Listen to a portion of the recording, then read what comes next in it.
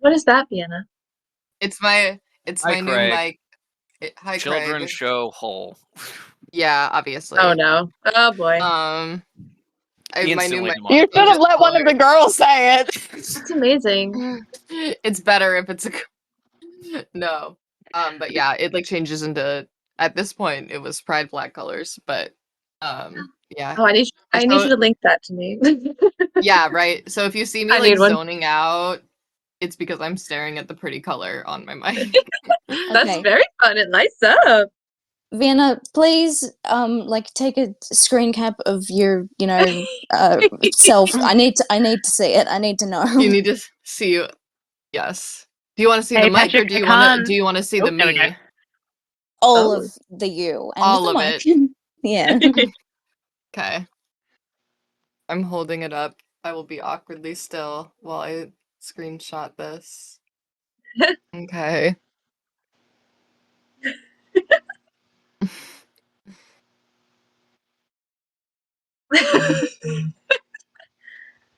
My order is arriving. Hell yeah. Ooh, what'd you order? Please. Oh, that is such a clear, crisp image. I'm so fucking jealous of you all. Yes. It does look so. You look so beautifully lit. It looks so That nice. is really good. Yes. Everything is looking great.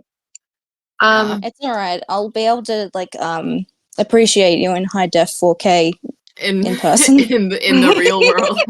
Yeah. Oh my gosh. What- I'm going to zip downstairs, grab my food, be right back in 1 minute. Hold on. Yeehaw. Ink meets Vienna, and it's just like, oh my goodness, your face is so much depth. Ah. I appreciate the Megamind reference.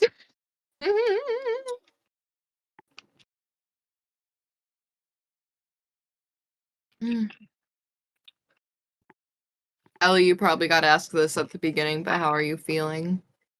Oh, I've actually got a cold now. What the hell, man? I'm Wow. so sorry. Ow. That blows dick. Yeah.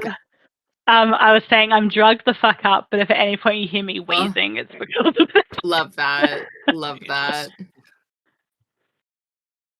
Yeah. I was like to Rob, I'm not skipping. There's no way. I will fucking face God and walk backwards into hell. I'm fucking doing this session. My dice didn't arrive though. But they're in Melbourne somewhere, allegedly. On the continent is good. Yeah. Somewhere. Yep. Within the state, actually, which is very good. Yes. But yeah. Ellie, your mic got worse again. Fuck. Pretty dice for Patrick. Oh, that looks great.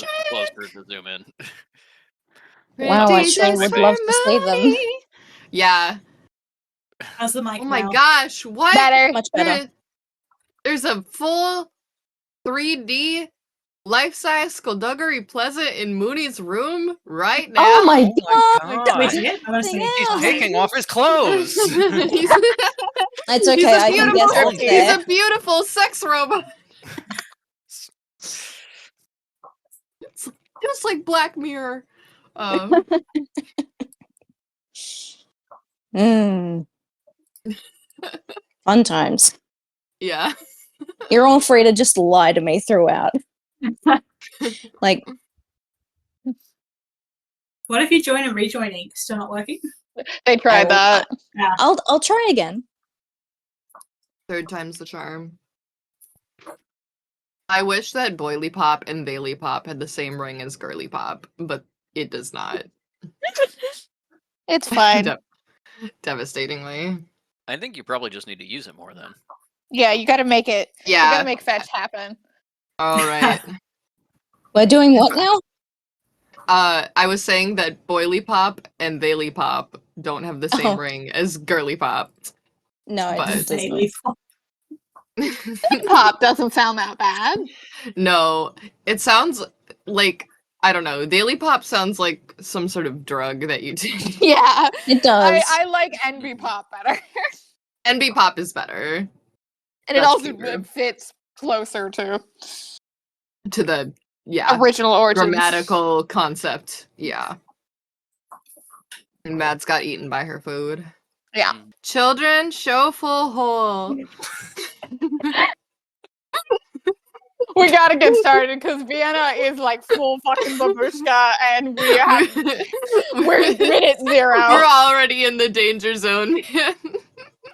Okay. Everyone, quick announcement in case you didn't see the announcement.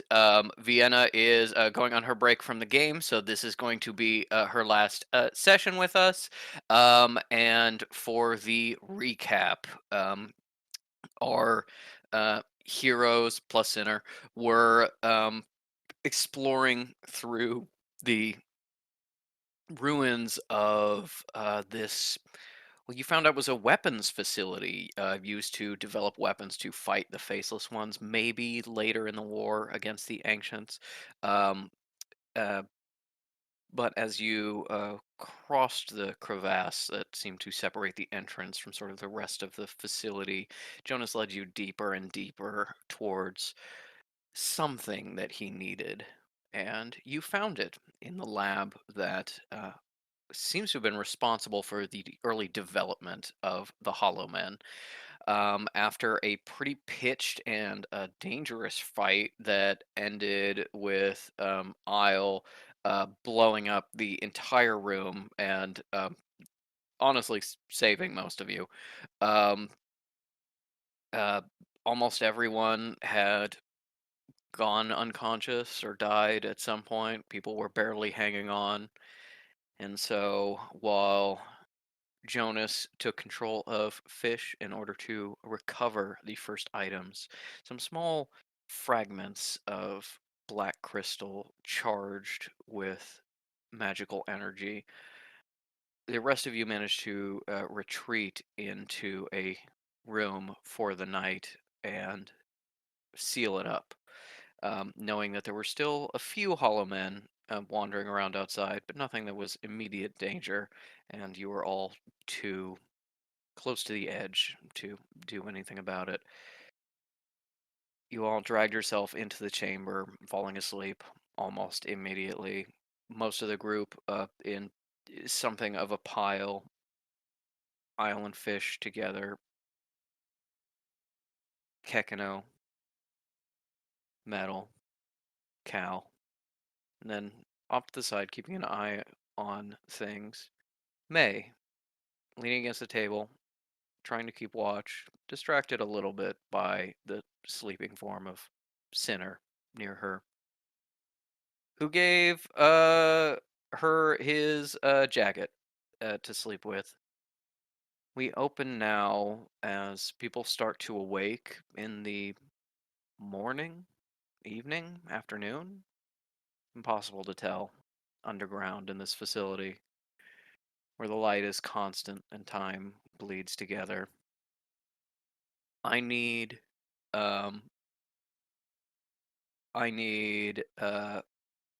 Metal, Cal, and Fish to make Constitution saving throws. Yeah, I hate to hear that. As you start to come to. I thought that was my fun throw, but that wasn't.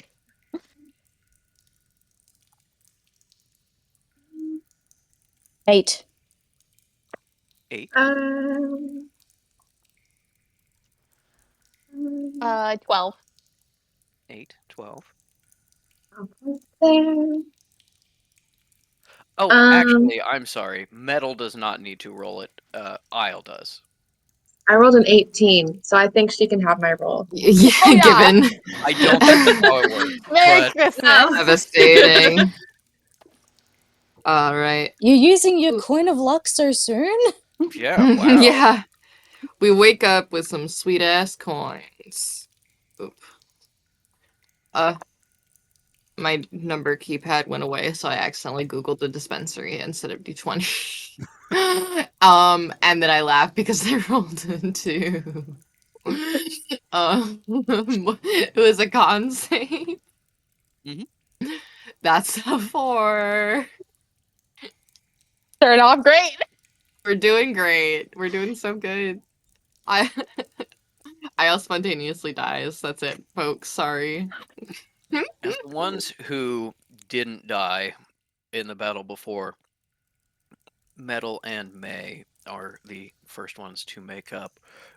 May finds herself curled under the table she was leaning against, seeming to have fallen asleep standing up, and then at some point, out of memory, curling up to sleep, wrapped up in the oversized jacket like a cocoon. And as you sort of dig yourself out, you see Metal also starting to stir, picking herself up out of her blankets near the others. I want you two to both give me a perception check, see how the others are doing. Oh yeah. That's a 26. Hell yeah. I got a dirty 20. Okay. With a 26 and a dirty 20, you look over and your friends are pretty worse for wear. The battle yesterday was hard, challenging, and life-threatening. Nobody seems to be too badly. It looks like sleep has done them a little bit of good, as they all spread out and relax, snoring lightly. Um, and I think you can see and hear a little bit of movement, shuffle of people maybe waking up, maybe having nightmares about their ordeal. And with that roll, you also both see that in her sleep and in desperation to be comfortable, Caligulus is on her back, spread out, lightly snoring, and her veil, since her lower veil was removed, her upper veil completely pushed off to the side, and the two of you can see her face. Incredibly pale skin of someone who does not ever see sunshine. Is sort of a face that's a little thinner than it should be. Bone structure running to a little bit of a rounded face, but a little more hollow, a little less filled out than it should be, and deep, deep circles under her eyes carved there, and she just snores lightly.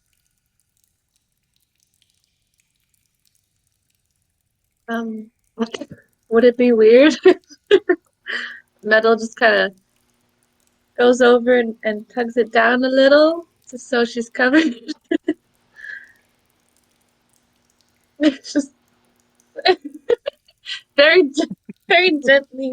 Or she could use like well, no, I was gonna say she could use like gust or like one of her I mean, air things you to can like say move. you use air magic to lift it up. I constantly am using shadows without using a spell. Yeah. And as the two of you have fought your way to consciousness and have started to get up, is there anything else you're doing in this moment? I think besides adjusting Cal's veil, Metal might get up and start looking over everybody and seeing like if anybody is like, bleeding, if anyone looks extremely worse for wear, then just try to like comfort them in some way or like check on them. But yeah, that's all she's doing. She's poking around, tiptoeing. It seems like the rest, this is your previous perception check. It seems like the rest has done people good. Things have stopped bleeding, although there's still a decent amount of injuries. and rest seems to have helped. Anything May is doing in this moment? Yeah, so May averted her eyes the moment she saw Cal's veil was off, but sees Metal falling back down and gives her like a nod of like, good job, good idea. And seeing that everyone is still asleep / not quite awake yet, she's going to open her pack and start making tea and coffee for people. As you start up the fire, probably getting Metal's help a little bit to light it. You start boiling some water for tea and coffee, and as you're preparing things, you see Sinner, who is at this moment under a blanket. He has his arms crossed and is like totally and completely stiff. He's doing the dad sleep. Yeah, he's doing the at some point he rolled over into the dad sleep, completely and totally like solid and unmoving, and you just see him start to move a little bit, and as the one who rolled highest on the Constitution saving throw, he starts to wake up first. I think May's going to go like this, as in to indicate like, yeah, still sleeping, be quiet, and then she holds up the coffee pot and just like gestures at it. He takes a moment. He's like a little bleary-eyed, and then he suddenly sharpens like there's danger. Then he calms down a little bit and extracts himself from his bag and heads over to May and Metal. Gets a little tin cup of some coffee and give me an insight check. Oh, Mooney, that's beautiful. Sorry. That's fucking gorgeous. Wow! Oh my gosh. It's so good to finally see her. Like, proper. That's an 11, Patrick. With an 11, you can't really place exactly what, but something is off with Sinner. You would kind of expect being like, you're in this dangerous situation. You might expect a little bit of fear or concern, maybe a little bit of, happiness or just contentedness that he and the others are still alive, tiredness. I don't really get that sense. He's a little bit stone-faced, maybe a little bit angry. And as he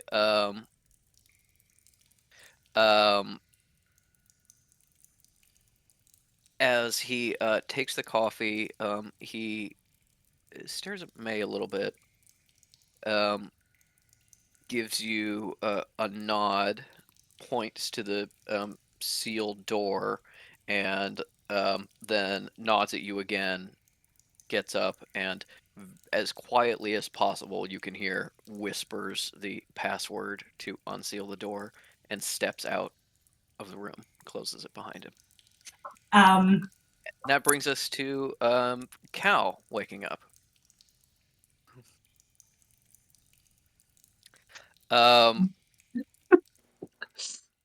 Caligulus, you are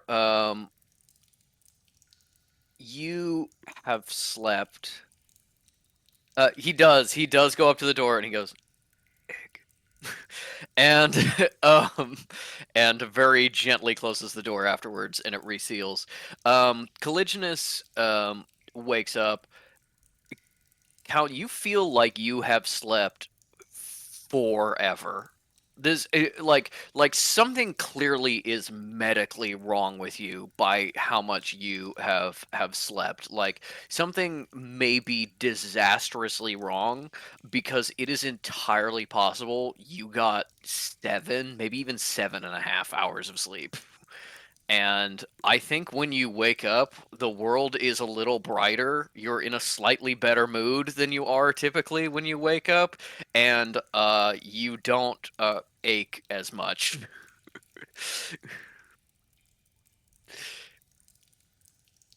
What is Cal doing as she wakes up? Collisionist wakes up in a new world that she's never known existed, or at least hasn't. She was probably a small child, and sort of blearily, like, it kind of like goes to just like, like rub at her eyes and then be like, right, had to be asleep with the veil on. Ugh.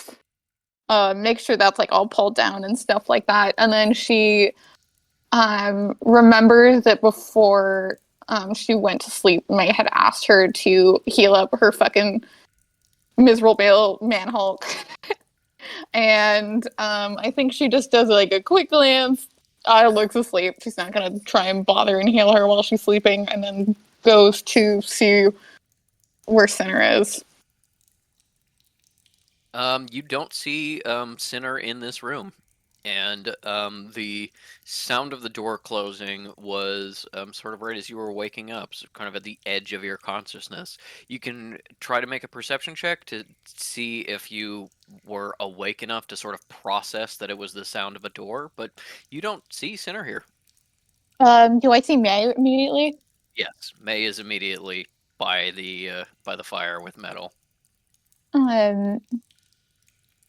She wakes up, probably yawns a bit, and she goes, Miss Gladly, where you wanted me to heal, where is he? I think May gestures Cal over to the fire so they don't have to talk too loudly. If Cal is going to agreeably follow that. Yeah. Metal's like, Cal, you're awake. But then she's like, Cal. Yeah. Sorry. I was gonna say, was it a Cal or is it a collisionist? That's important. I don't know. I think she might have said Cal. Do it that way you will. Collisionist, through the grace of extra sleep, was like, oh, what a slide. I think she corrects herself, but she does say it. I reckon once Cal comes over to the group, May's already got, it's tea that Cal takes, yeah? Because May has made tea for them before they went through, and so May remembers Cal's order, and May's already got a pot of, like, however Cal does her tea, she, like, extends it out to her, and then says, in, like, an undertone, quiet voice, very glad to see you're up and about, Cleric. Yes. Where is Sinner? I think I'm just about to go check on him. I think he's, Green? have I gone? Yeah. Green. Weird. She looks at the door, looks back to Cal and says, I think he's gone out to take care of the remaining Hollow Men. I'm just about to go look after him, but wanted to make sure that you two have a morning of sorts beverage. Thank you. Are you feeling okay, Cleric? Well as you could under the circumstances. Understood. Listen, once I've gone to check on him, I would love to have that chat once everyone's up and about. I've been doing a lot of thinking before I fell asleep. Right. Yes. Should we wake the other two, or should we let them wake up on their own? I don't really know. Well, it's not like we have an abundance of time, but... No, look, I'm going to step out. I imagine maybe you guys might want a bit of privacy or something, or so on. I'm very aware I'm an outsider here, but perhaps once I get back, if they could be awake by then, I don't think I'd be much more than 5-10 minutes tops. Miss Gladly, I appreciate the gesture, but I did mean what I said. I do consider us a new group of allies. Now, those of us in the room. May's not going to say anything to that latter part, but she does give you a really, really big smile and says, I messaged, heard and understood, Cleric. I very much appreciate that. I just think I need to check on Sinner. He's, well, you know how men can be. She kind of gives you this, like, wry little smile. Emotionally constipated. But she's like, I don't know. Metal's like, oh, yeah. That's a man. Al's body language is like, what the fuck are you talking about? Yeah, like, okay. Don't Metal talk does to not me know about your either. shitty husband. I don't have a shitty husband. And then May is going to like pause as she like gets up and brushes off her slacks, and she turns back to Cal and Metal, and she goes, "I know it probably doesn't mean much coming from me since we're not close, but you two did really excellent in there. It's been really excellent to work alongside you." Cal does her little like exhale laugh, and she goes, I immediately got kicked and knocked unconscious. I did not do anything this quickly. Well, you're still here to tell the tale, aren't you, cleric? I suppose. And then I think May is going to give Metal a really warm smile and like reiterate the same point, which is like, well done. Like, you did a good job. Metal just says, "Well, thank you. It's a team effort. We're all in Which this May together." loves. And we're gonna get out of here. I'm glad to hear it. And then she's going to stand up and kind of shrug the jacket around her, kind of look at it, and then shake her head. And Cal then she's gonna now places the jacket, and she, as May turns around, she like puts a hand to her temple, like, oh god. Metal's like, Ugh. I think after May has this conversation and starts heading towards the door is when Fish wakes up, as does Kekino. Metal and May both notice with their original perception checks that Fish is a little bit different. You can see a little bit more. You can see. There's definitely like an arm sticking out around Isle, and you can see that the black has spread somewhat in their sleep. When they actually get up and sort of, probably throw off some of the furs from Isle that have draped on them, I believe you can all see what Fish looks like a bit now. Yes. And last session, May rolled to like try and remember what she knows about this potentially. Can May roll again now? I want to see if she has maybe anything more to remember about remnants. You walked away, baby girl.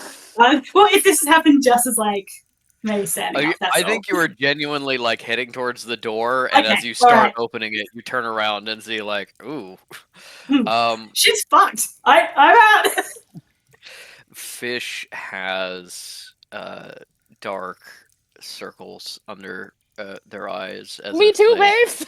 as if they didn't sleep the entire night, although they feel rested. And you see that the black of the fingertips have spread a little bit higher, almost totally engulfing the fingers. But beyond that, their veins have started to blacken and show through the skin. And in a way that's strange, you can't quite understand, that I think the others may not have noticed immediately as they just woke up, but that Metal and May notice in this moment before she leaves. It's almost like the areas of black veins have created almost a kind of jagged series of symbols going up Fish's arms, a little bit on their legs, just very faint so far, but getting stronger. And then major vein in their neck starting to turn black, starting to creep ever so slightly onto the face. What does Fish do when they wake up and find themselves spooning Isle? Well, give her one last squeeze, just for the sake of it. Mm-hmm. Sit up, check out their own arms. I want to say that they're still wearing their jacket, but that just they take off the jacket briefly, pull down the sleeves, have a little look. Seems fucked up. Does Jonas have anything to say about it? Jonas just says, "Well, good morning. Suppose you needed the rest. We are wasting a little bit of time. And at the same time that you have woken up, Kekino has woken up, and the first thing is he's like, oh, what's happening? And he's looking over at Caligulus. It's like, okay, Caligulus doesn't have a face. That's good. Dad, oh my god! Hey, and pal. and he's just kind of like he's like trying to like climb on top of your arm that you're looking at, and is like trying to like rub at your skin where the black is. And it's like, Yeah, thanks. Maybe don't touch that. Look, we've got places to be, stuff to do. Yep. Fish, gives like Kekino a little ruffle on the head, like, but ultimately has kind of dismissed him mhm. and gets on up and straightens themselves out and looks at the tea over there that May's prepared, tea and coffee, and does not have any. And that's that. Now they're open for interaction. I think as Fish walks away, Kekino does not wait for Isle to wake up naturally, but kind of starts digging into the furs and kind of like nuzzling on her neck, and a little bit of seal slaps, a little bit of the cold nose and cold water, be like, I'll wake up. I'll Dad's not great. I need your help to fix. I was like, fuck, what? Huh? And it then I wasn't a got nightmare. um um I need I'm Yes, you laughing at the squeeze chat. Kekino like an alarm Yeah. clock, and he goes, Fuck. Yeah. I think will look at Kekino and be like, what's wrong? And then I guess probably like look up to Fish, and has Fish put their jacket back on and everything? By this point, yes. Yeah. So even with that, I think I you can can see that the see. hands are a little bit worse. Yeah. The neck may be partially hidden, but as Fish gets up and walking around, you probably see a flash of something there. Yeah. I think she'll just like immediately get up and like go to grab their hand and like look at them. As they get up, Cal is immediately like, "Yeah, I understand. You guys want to have a moment? No, get over here. Come on." Okay. Yeah. I'll will look worriedly at Fish and then walk over. Like, let's say Isle grazes their hand for a second, and when that happens, upon initial contact, Fish goes, huh? Like, just a little start. Yes. But then after it's like, oh, right, okay, yeah, hand holding. That's a concept I'm familiar with. Anyway, let's join the group. Oh man. While this is happening, May has whispered eggs and pushed her way out the sealed door into a room that looks radically different from when you saw it before. There's a giant hole in the ground. You can see it is exposed some maybe maintenance tunnels or something like that. Small little shafts running through the rock underneath. It seems to be where the piping was running. But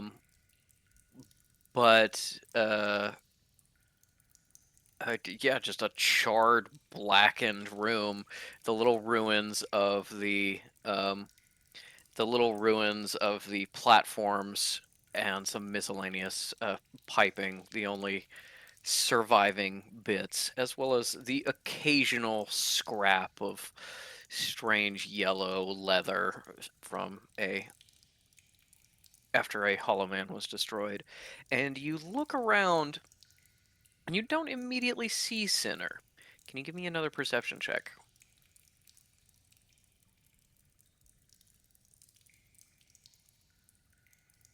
$18. 18.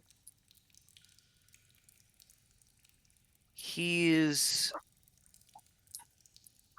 quiet, clearly not talking to someone here, but you can hear someone, probably him, speaking just around the corner out into the hallway.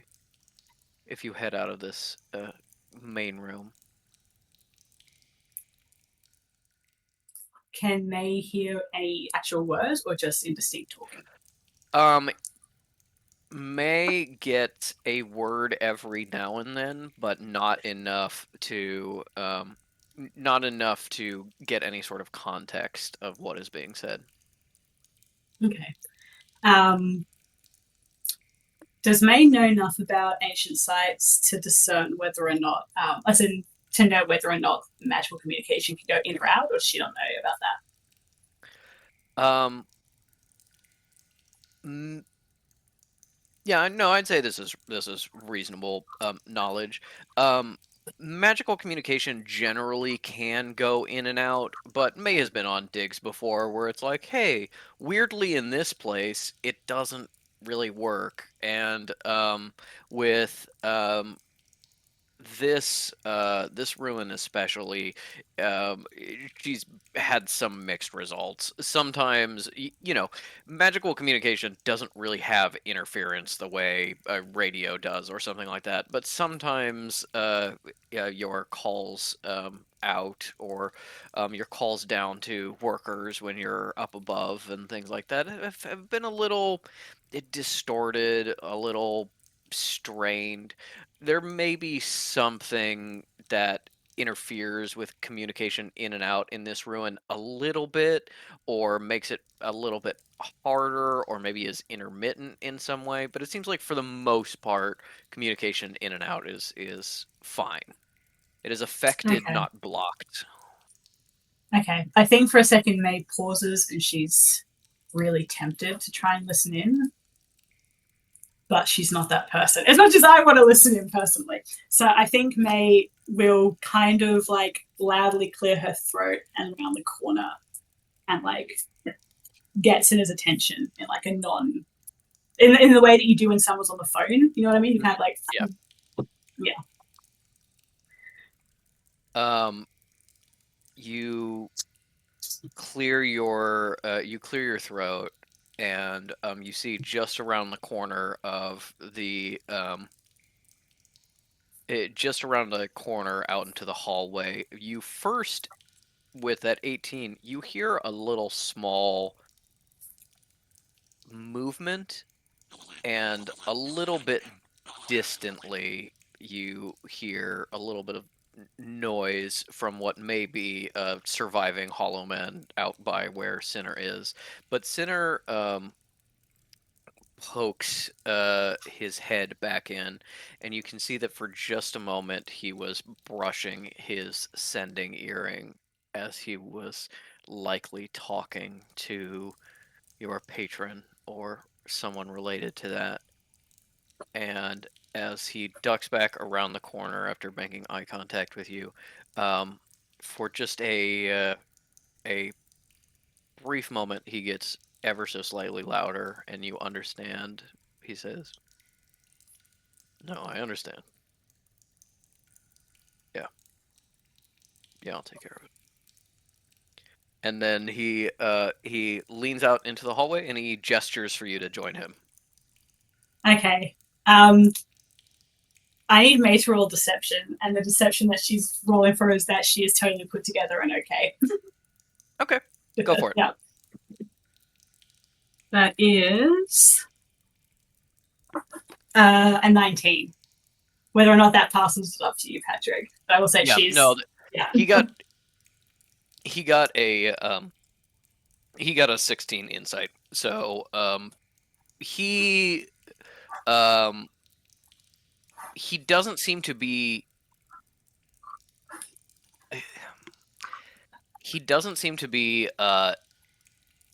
too concerned. I think May feels she successfully hid how shaken she is. But he looks, maybe if anything, a little bit angrier to not see her shaken. And as he waves you into the hallway, as you approach, you see down at the end of the hallway before a turn, the two little surviving hollow men just sort of wandering in random directions at the end of the hall, bumping into each other, bumping into the walls, and making little noises. Okay. May is going to like jerk her head back towards the room, away from the hollow men, and she's going to say, "Can we talk quickly?" Boss, I want to take care of these before they get too far. I don't want them coming up behind us as we're exploring. You got your revolver? I do, Sinner. I promise you it'll be quick. All right. And as you know, you've already retreated in, like, past the doorway to have this conversation. He looks at the hallway and then walks a little bit farther away, so you can speak at kind of like normal volume. And he is like, "Yeah, boss, what's on your mind?" Okay. May is going to like pause for a second because she's looking at it again and seeing still, I assume, the stone face sort of like she knows something's off, but she doesn't know why. Yeah. Okay. Yeah. And she says, "Well, you did nearly die back there, and I just wanted to check in on you." Yeah. Yeah, I was close. I'm doing well enough to continue. We can keep pushing on. You know, so you don't. I'm glad to hear you're feeling better, but you don't have to pretend. It was a bit unpleasant, you know. I thought you were dead. So if you could avoid doing that again, I'd quite appreciate it. No pressure.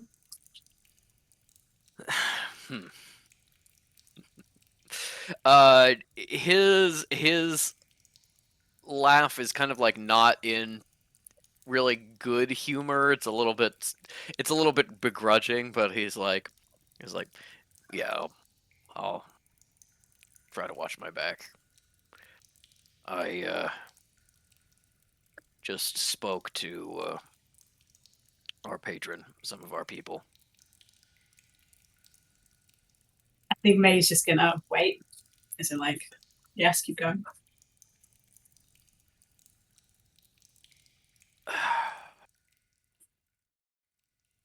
Boss, I have a question for you. I want you to be honest with me. Of course, Sinner. Go on. If we didn't have patron, you didn't have me, you didn't have the camp, would you still be digging here?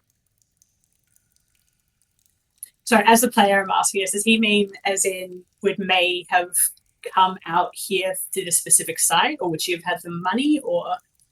I think he is. I think May gets the sense that he's asking about being like, are you so hungry for the knowledge in this place you would have come here with less support? Delicious. Okay.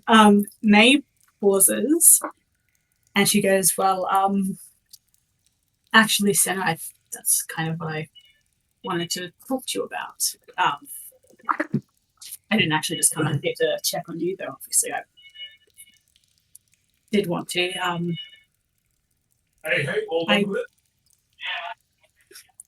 Sorry, I assume you guys can hear that. Just a little bit. Yeah, sorry. We our cast stackers. Patron on the phone. He's like, "Hey May, what's up?" Hey May, I was just like doing my nails and I figured I'd call. May, what the hell? May, Oh my God, did you and Sinner kiss yet? He likes you, girl. Bad to the bone.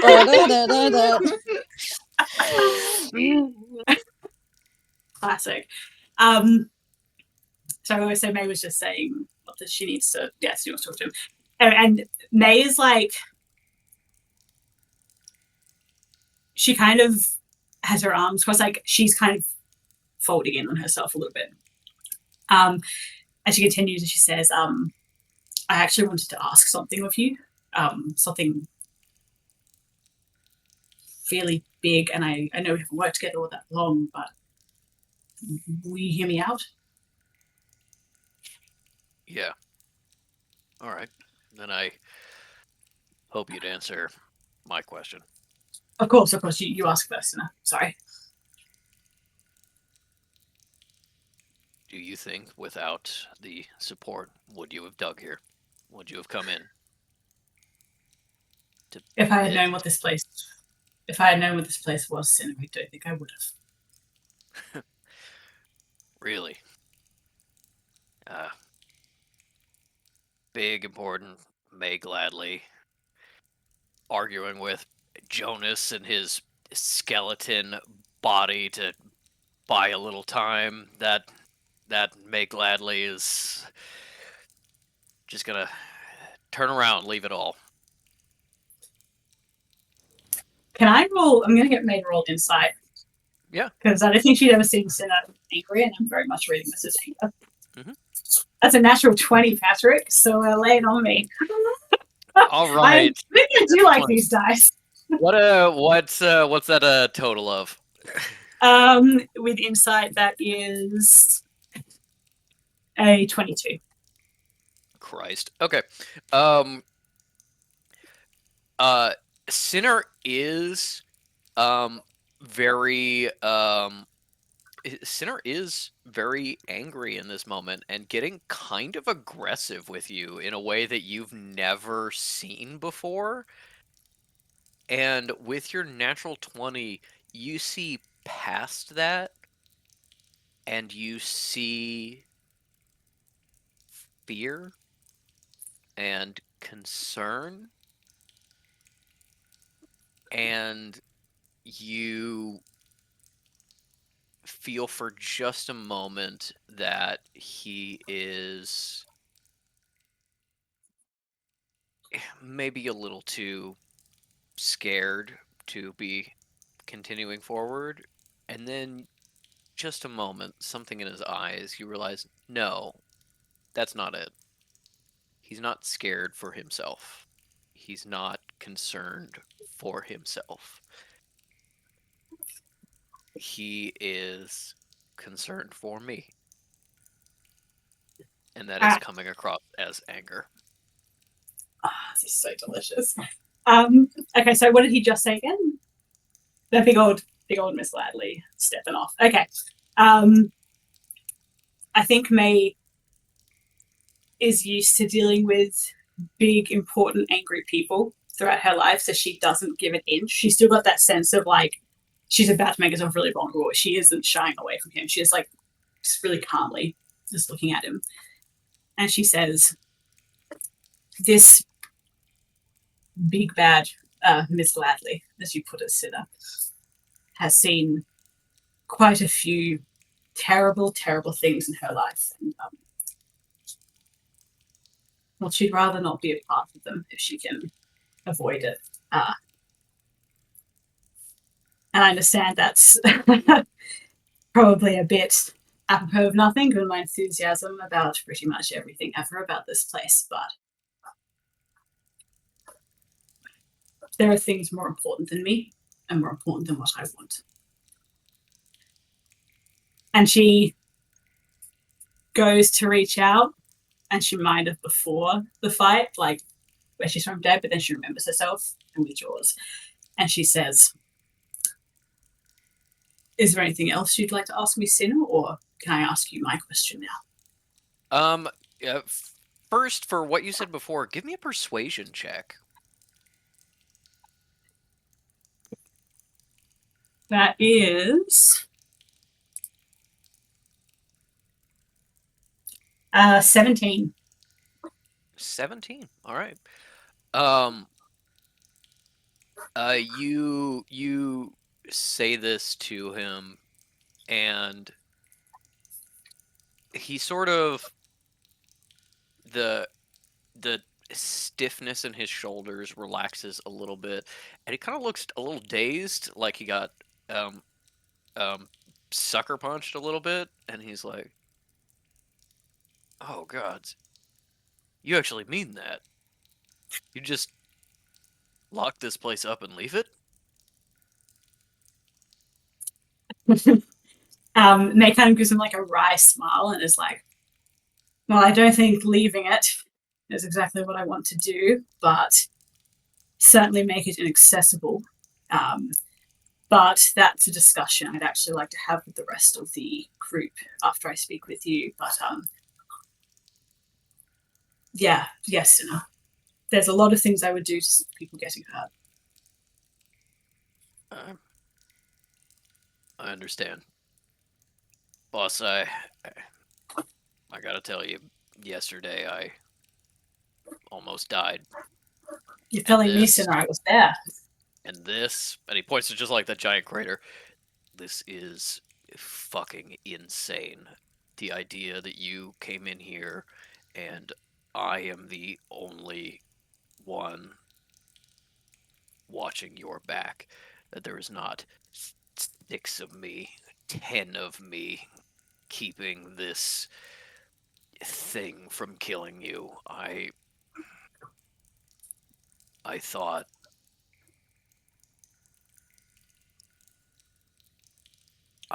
if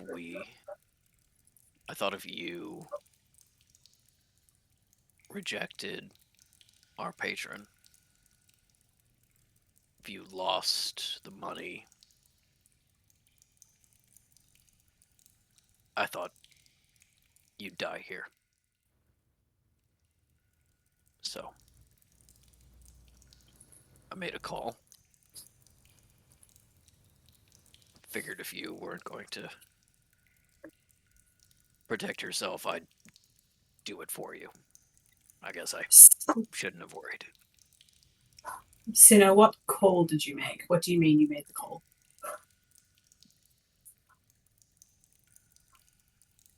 Remember before when you mentioned thinking I had orders a little different from yours? Yes, I recall, Sinner. The patron has become concerned about your loyalty, so there were certain details they said they were omitting from you. One of which is that a team has been hiking in since we received word about the sanctuary people. I just called them in from the forest to start securing the site.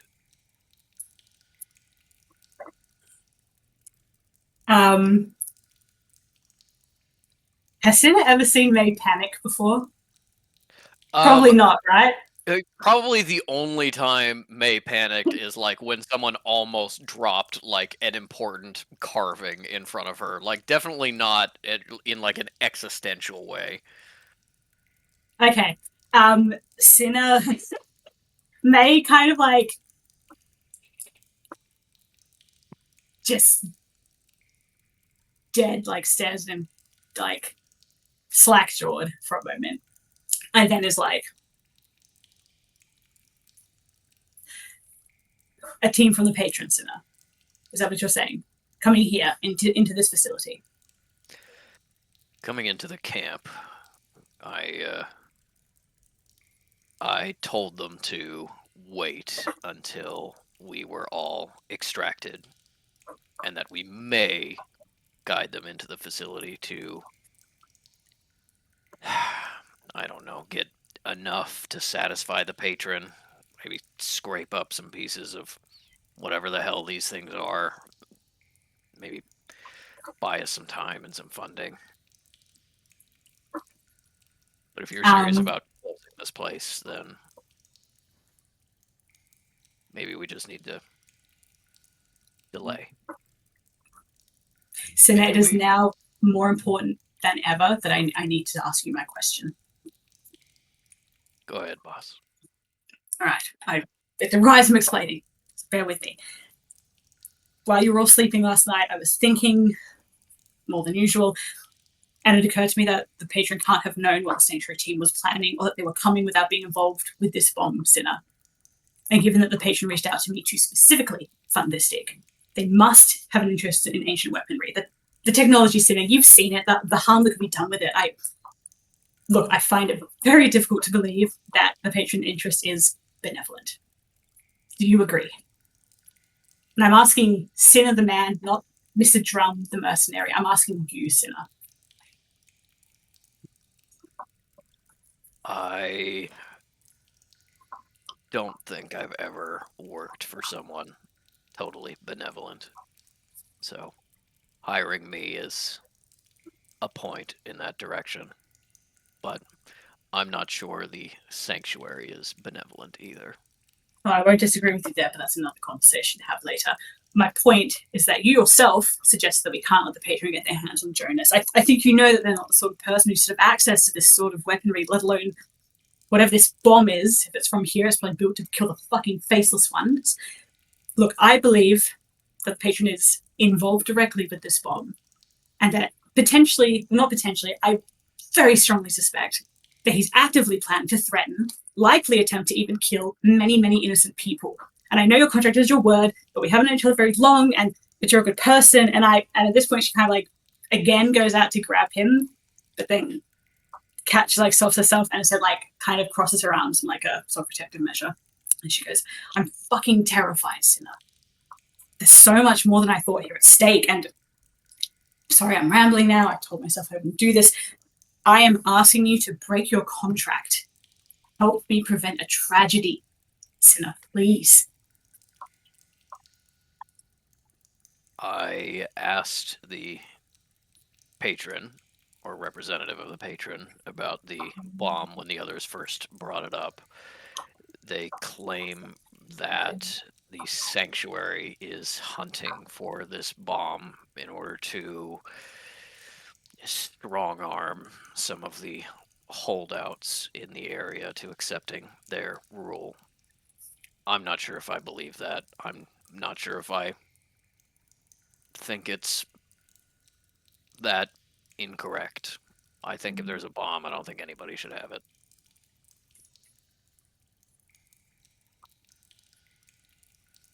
So I think he was the player for a second.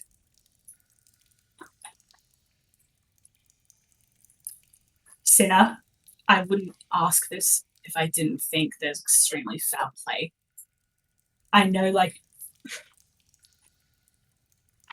I don't disagree with you. It wouldn't surprise me if the Sanctuary is fucking around. So I want to do. My point is that I think the patron is fucking around as well. Right? Agreed. I need to know that when push comes to shove, you'll have my back in making sure that none of this shit gets out there and could hurt anybody else. All right. You and me then. Promise here and now. Nothing about Jonas. Leaves this facility. Nothing about the bomb. Leaves this facility. My contract right now is only to keep them from taking things, to keep you safe. If we keep any bomb that we find, any materials, anything about it, we bury it here. We find scraps, we find carvings that we've already excavated, we give it over to the patrons' people, and we buy time and we buy funding to close this place and never look back. Well, here are my thoughts, Sinner. We have a lot of dynamite. I suggest we use it once all is said and done.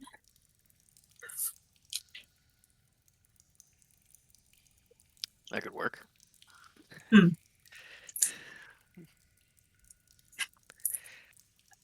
think May just kind of is sagging with relief. It hasn't escaped her notice that he didn't say breaking the contract, but just kind of like, okay. It's like one less thing. Yeah. I'd say give me an insight check on kind of exactly what he's saying here. That's a natural one. A natural one. Okay. Yeah. Sinner is Sinner is on your side, and if that means breaking his contract, that means breaking his contract.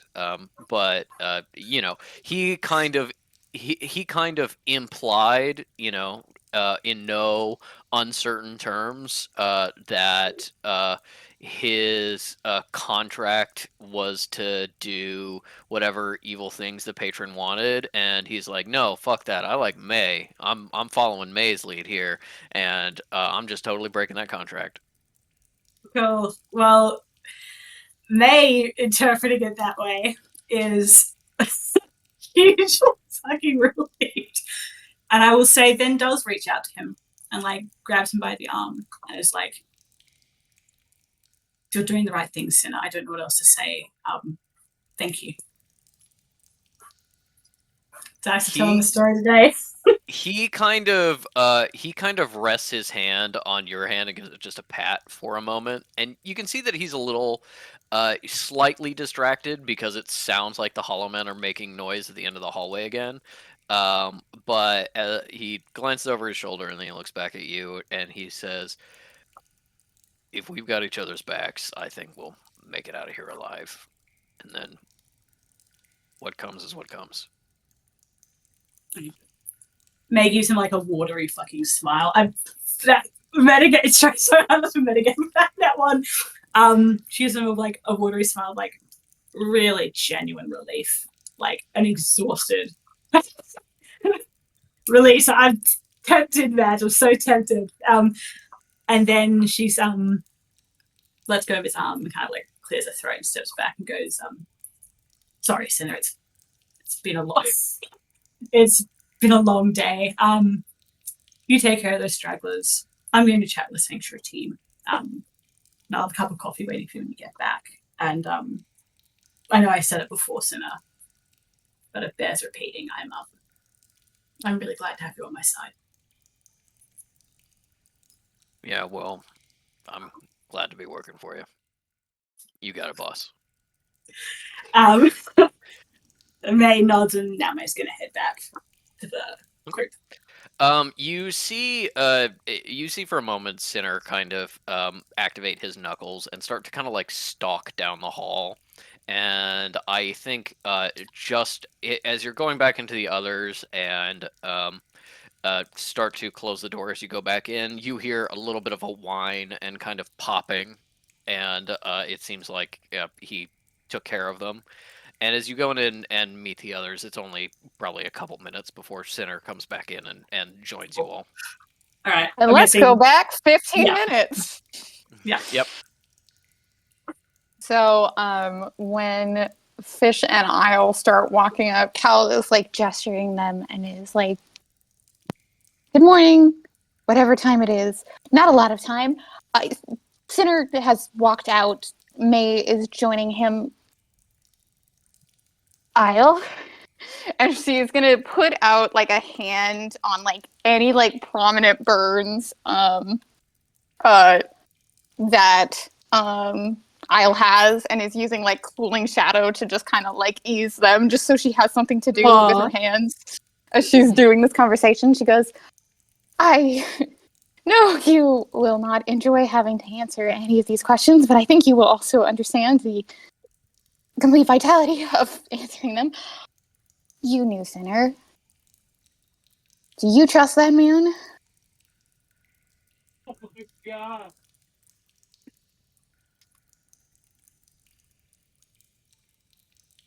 I think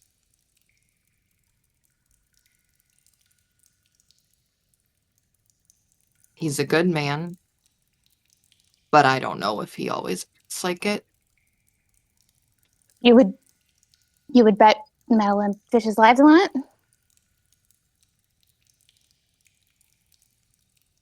Isn't it a little early for the emotional blackmail? She's Metal's right. like, I wouldn't.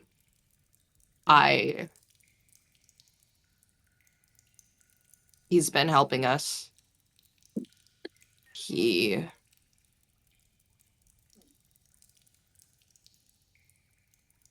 I don't know. The answer is I don't know. That's all right. But That's all I needed to know. But everyone in this room, we're good. Agreed. Don't want to do anything drastic, and I just ushered a peace treaty of sorts with Miss Gladly, and Miss Gladly and I have our issues, but I know people like her. I've known people like her my entire life, and ambitious to a fault, but it has her heart in the right place, and I'm willing to trust her, but him, no.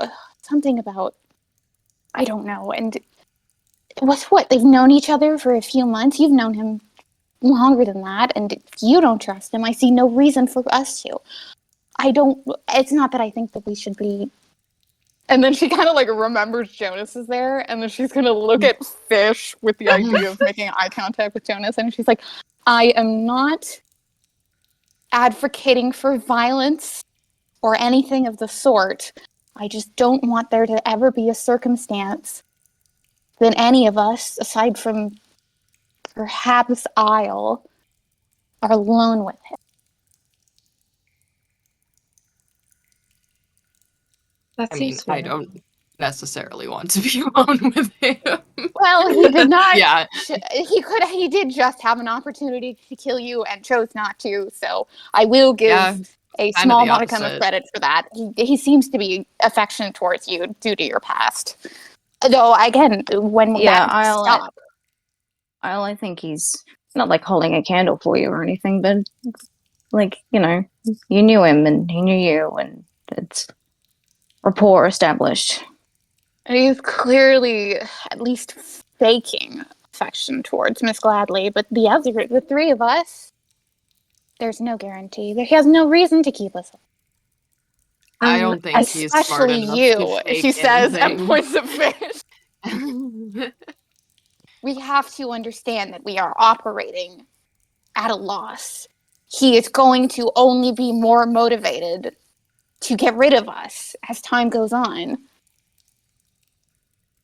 I think Metal is going to be like, I think that's a good point, and maybe we should all stick together and not break off into any groups or anything.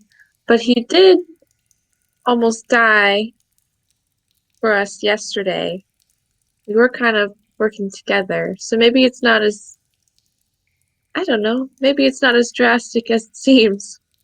Metal, again, I'm not trying to devise a plan against him or anything of the sort, but you're very young. I think we have all been treated poorly or betrayed by someone before, and you get a sense for these things.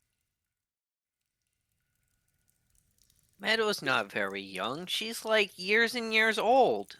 I'm 20. Ah! I think Metal's definitely gonna make a face. I was at, going like, to say people betraying her. Yeah. I will say I think that he's a man of his word. I just don't think I just don't think his word has been given to us. I think Metal's gonna be like, Fish, what do you think? You guys remember Canton Fleck? Of course. Yes. You remember how he was working for someone? Yes. Mm-hmm. That's who May's answering to. What? What? How do you know that? Jonas, you know, being a extra dimensional being, you know, has access to these sorts of things, and you know, just let me know. And so I'm letting.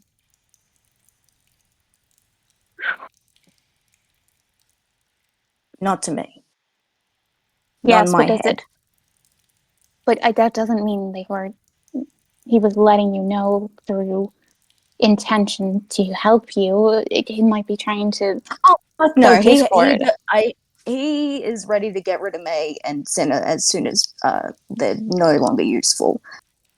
Which I'm pretty sure is like this trying to drive a wedge to get me to facilitate that, and then me to tell you guys to get you guys to facilitate that. I'm just sell letting yourself everyone know the short. information that I have. Don't sell yourself short, Fish. I think you will always be useful. Then what's your call? Do you think we should have the same distance and trust with her as well? I gotta be honest with you. Right now, I just want to keep moving. I'm not feeling so good. Yeah, okay, Dad.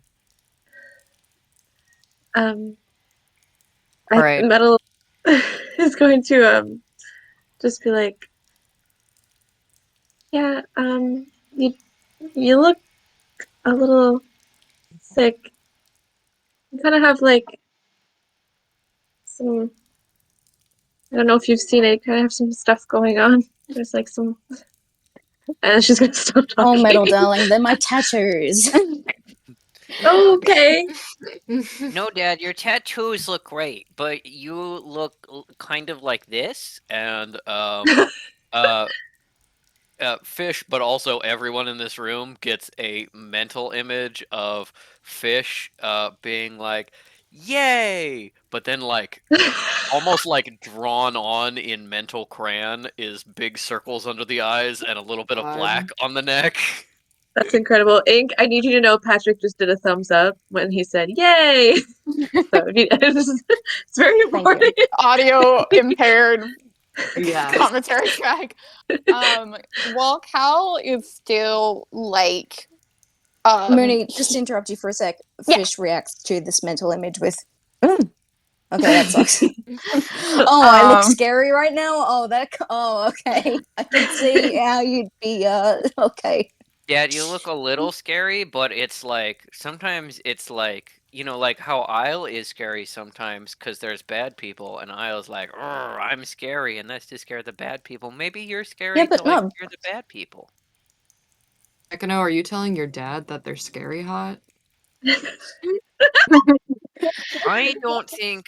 That's Dad what I has don't any say that kind she of doesn't say fever. yeah, that. she said something. Don't introduce that term to him, No. please. No. I don't think Dad has any kind of fever. I don't think he's sick like that. That's good. That's good. No fever. Okay, we can work with that. While Cal is still like kind of like not so much healing Isle because we're gonna say long rest at that, but just kind of making her feel better with the burns. She's gonna she thinks it's kind of pointless, but she's gonna do an Arcana check to see if she can do anything to heal up Fish. And I think she probably already knows that's probably futile. But can I do that check? Yep, that's only a 12.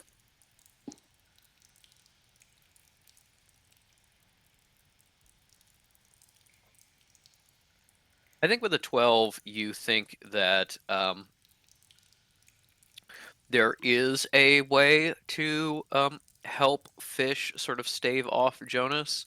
That if you use your soul knife to carve out just a piece of Fish's soul and then transplant it back in, it will, as a graft, be kept separate from what Jonas can consume. Do I connect that at all to Kekano? No, I don't think so. No, not with a 12, but it's this kind of thing of being like, theoretically, this could work. Yeah, Collisionist just sort of sighs and I think like finishes up with Isle and drops her arm or whatever and looks at Fish's stained fingers and then just kind of like worries at her top of her veil for a little bit and then just goes, well, They could be back any minute now. We agree that we 4-5 come first. Okay. Yeah, and the fifth member, just to be clear, is Kakano, not you. Yes. Yes. Yes, no, I understand. I don't need to be part of the little do-gooders here. I would like to do as best as I can to keep my word to May gladly and maintain the truth, but thank you for telling me about Oh, yeah, like, the patron.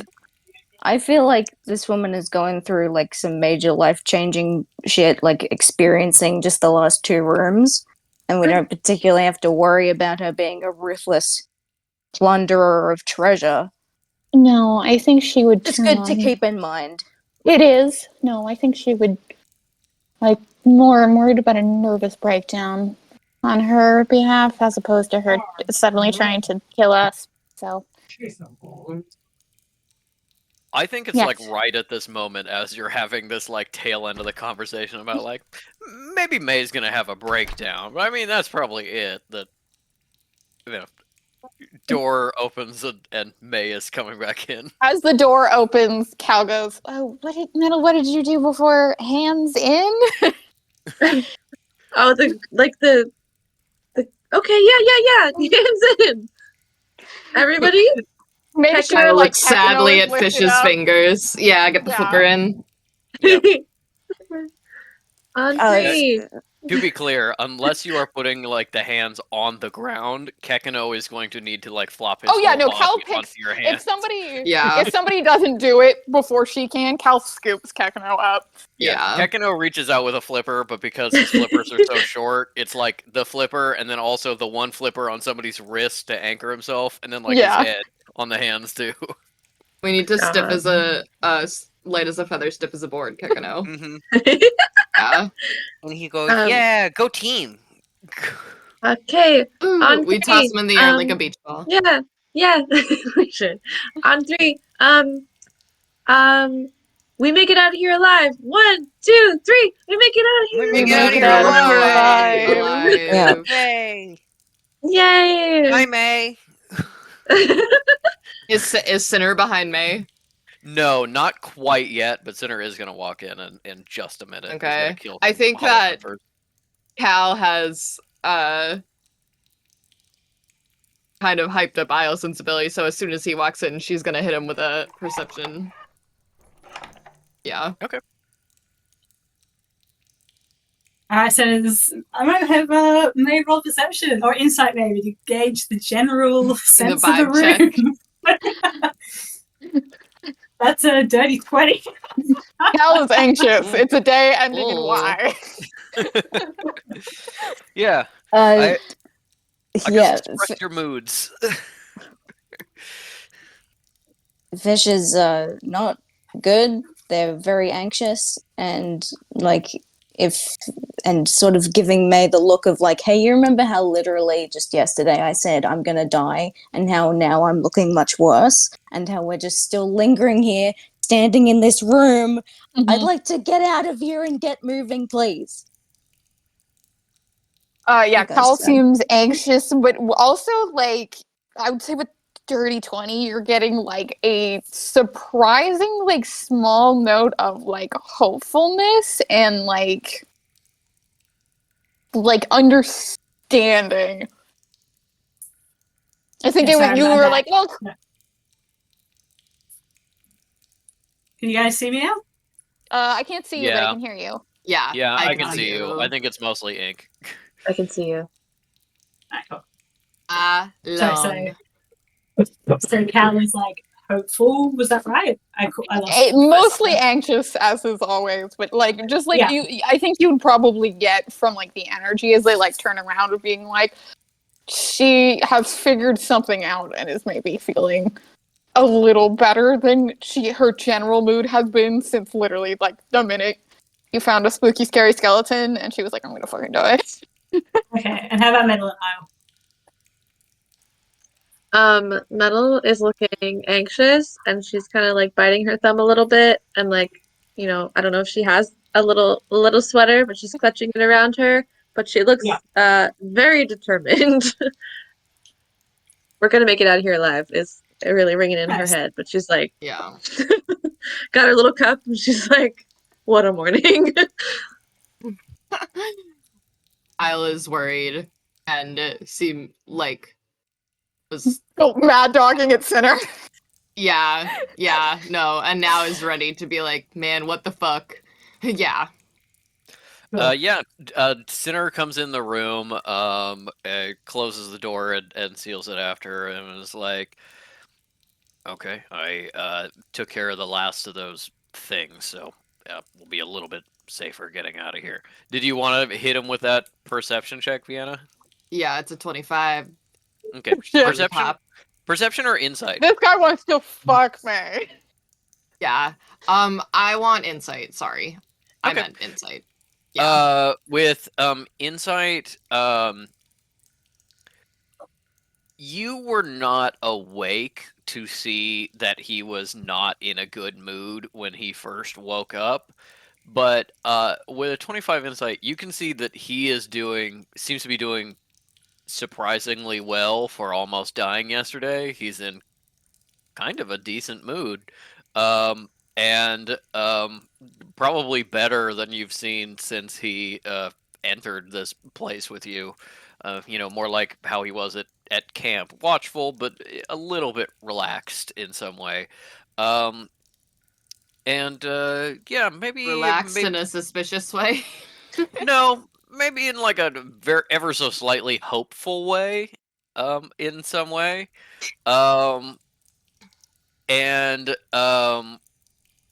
He God.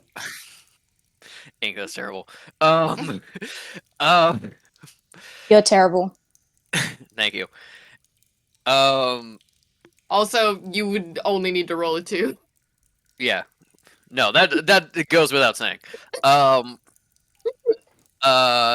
And he looks kind of like a little energetic, like he's ready to go. He's ready to push on. Not like he's like, oh, let's go on this adventure, but maybe like, okay, we do got to get going. This is a little time critical now. Okay, A cool. little. So Only now. a smidgen. As like as gladly as May is walking in and opening her mouth, she says, "Let's talk and walk, perhaps." Which, yeah, May's like, absolutely. That's exactly what I was going to suggest. And she gathers up her little coffee supplies quickly back in the pack. And as she stands up, and I guess everyone starts filing out of the room. Before I'm about to go to a literal monologue that May's prepared. Okay, so well, if anyone wants to alright. get anything in. Yeah, do your monologue first. I want to apologize to my friend Patrick. You're not terrible. You don't have to apologize. As the keeper of the pageant, he needs to be reminded. Yeah, every once in a while, put me in my place. Yeah. Yeah, I just want to say before you do the monologue and the walk and talk is Fish taking the lead again to Yeah, Yeah. Cal's guide you to the next gesturing place. like, "Yep, let's go." I can tell this is going very badly. Because Yeah. theoretically, someone else could like retrace the steps, which have had the traps either avoided or deactivated, and get you back to the main hall. But it would be harder for them. Yeah, I think as that happening, Cal was really hoping that Jonas would be like, "And now my little secret passageway." And as they're going back the way they came, she's like, "God damn it!" Yeah, Fish is going up ahead and is basically just repeatedly hitting the button that will point you in the direction of the map on the video game that you need to be Yep. going, and Mhm. is just waiting for the arrow of Jonas to just be Yeah. leading the way. Yep. We ready?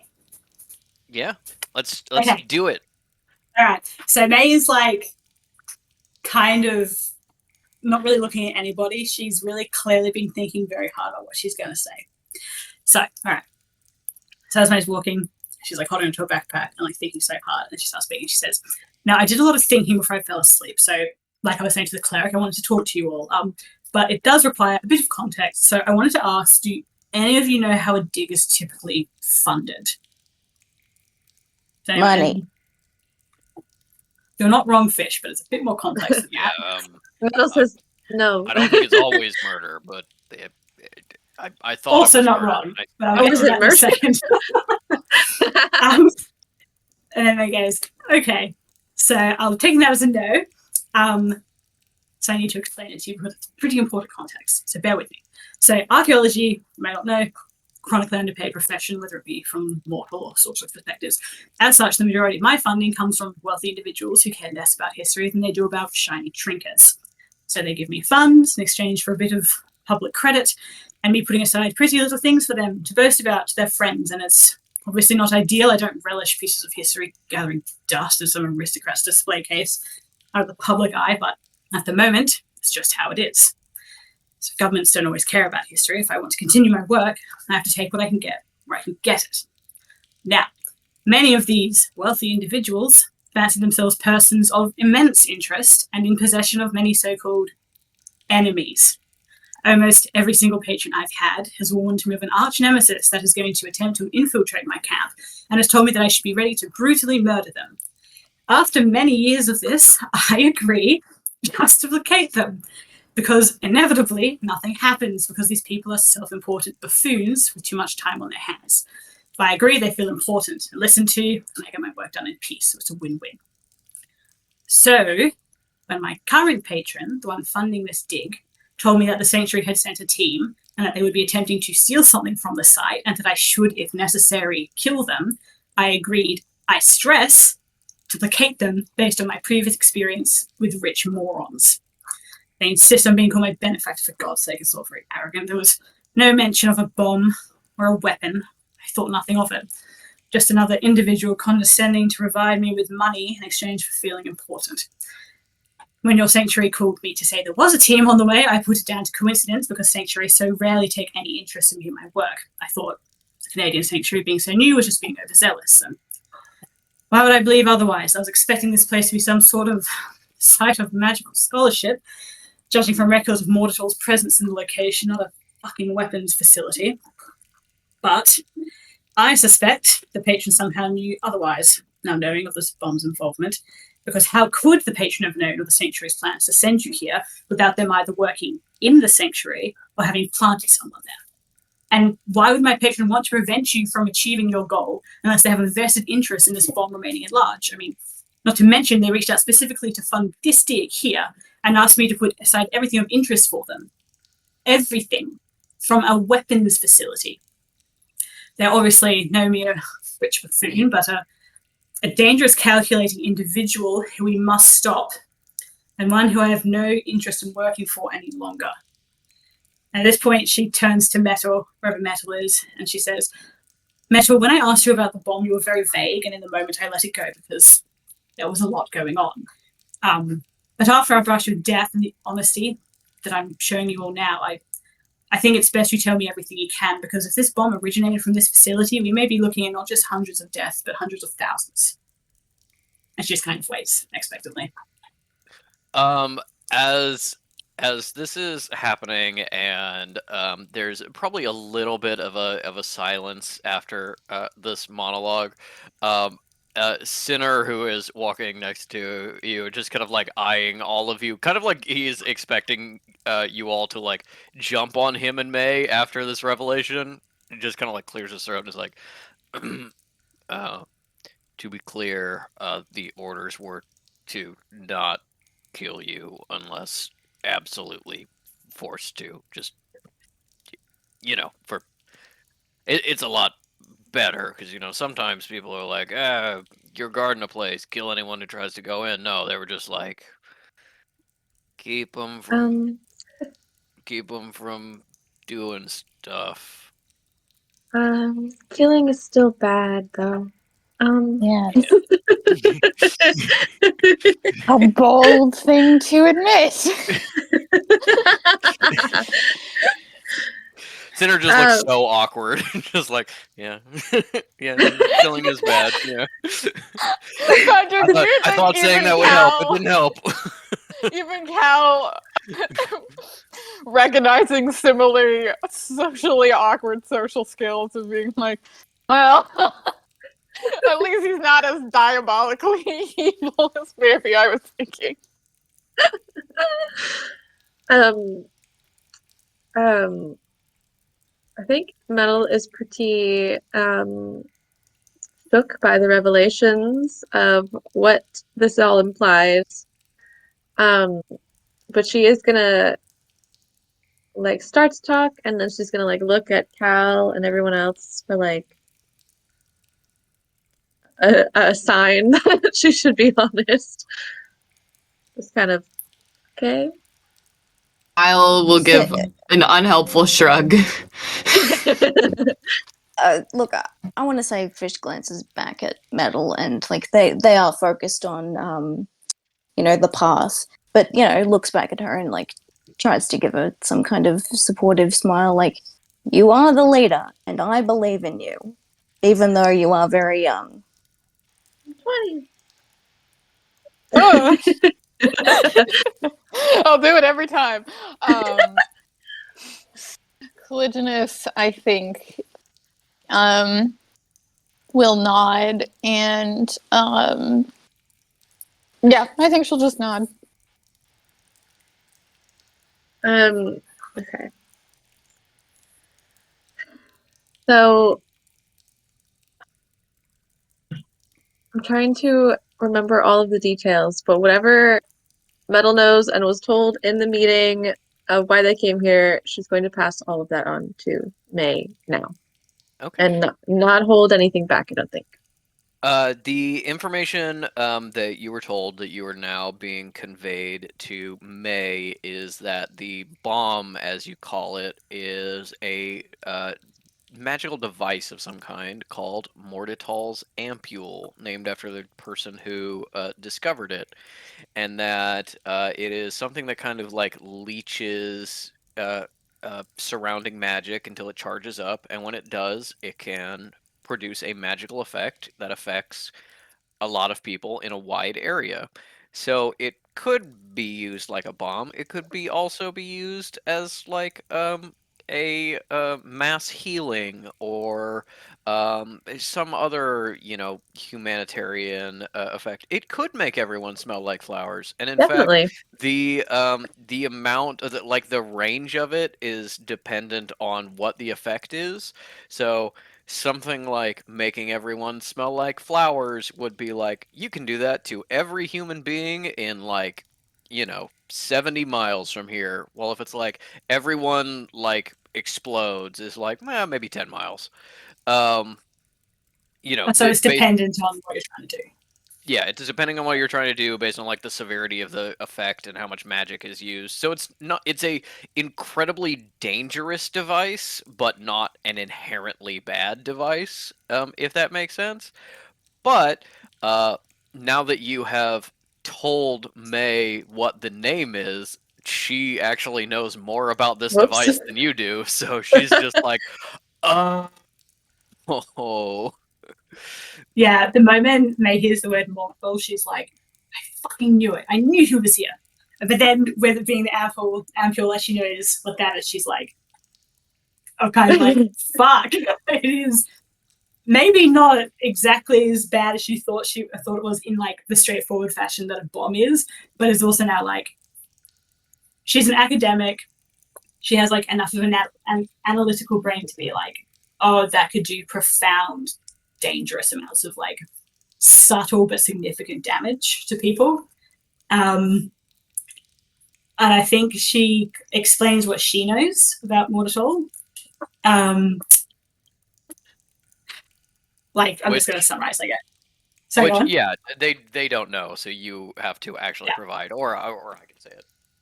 Well, I'll read out what Patrick gave me. So, Mordital was a self-proclaimed explorer and religious devotee to the ancients. He disappeared in northern Canada for almost a year before returning with tales of meeting the ancients in one of their lost cities. Most thought him insane, but he did carry with him a powerful device seemingly of ancient make that became known as Mordital's Ampule.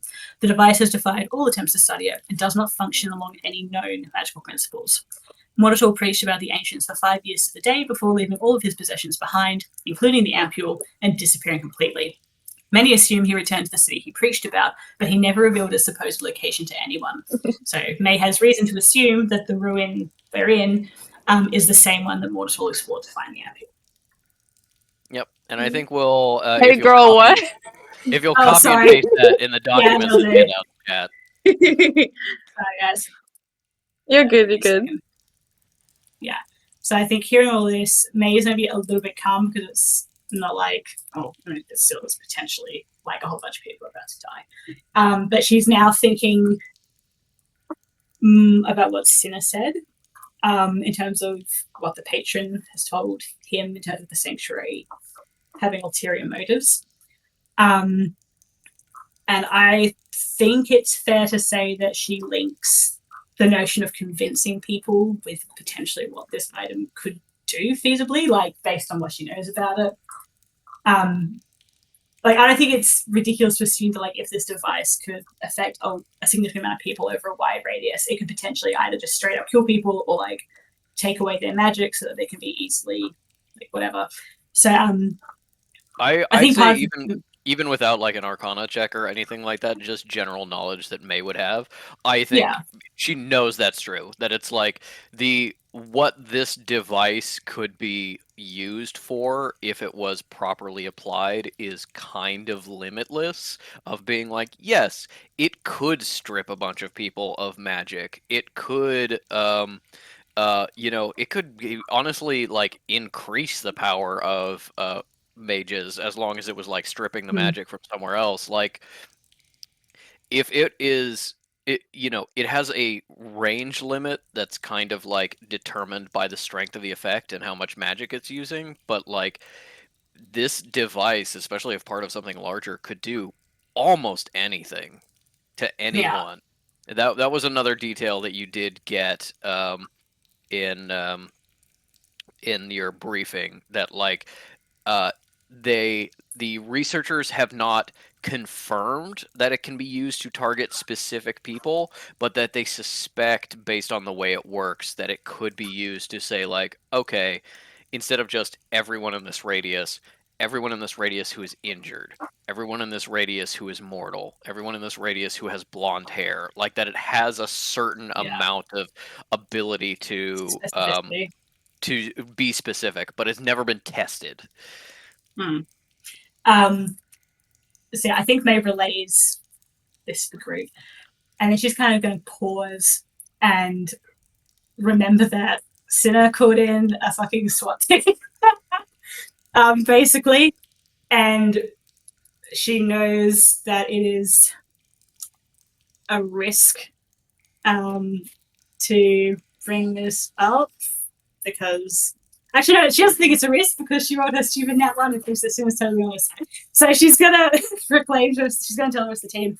The other thing I need to tell you is that before I had all this, Hold on, May.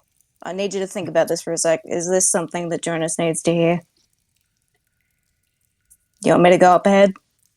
I am familiar with the person you're speaking of. I didn't know that you humans were calling this device by that name. It's interesting.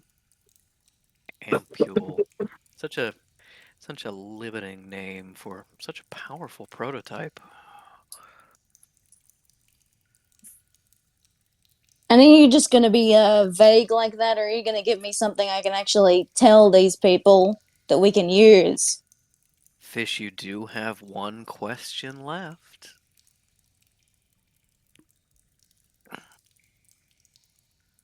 The thing that Fish is asking is if this is plan making time and that Jonas shouldn't be hearing this. That's what I was trying to get across. Yeah, and Jonas is never going to suggest that he not be present for something or that you should not give him information. So he is trying to distract you by being like, I know information. You can ask me. I already know this stuff. And if I glean more information I didn't know from this conversation, you won't find that out until it's too late. While just real quick, while May is deciding that, Fisher goes, this is not me asking an official question. This is a flavor question. You ever meet Mortatol yourself? I did, very briefly. He refused to free me when I offered him the same deal I offered you. Rather inconsiderate, Bastard. in my opinion. Yeah. Fuck, I'm glad he's dead. Probably. So- Maybe.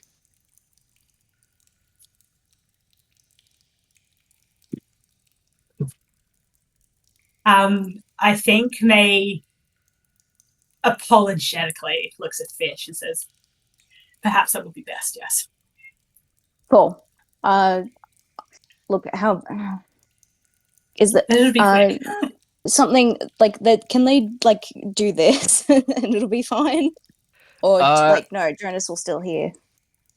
I'd say And give me Cal an makes shadow Arcana check. earplugs I'd say give me an Arcana check.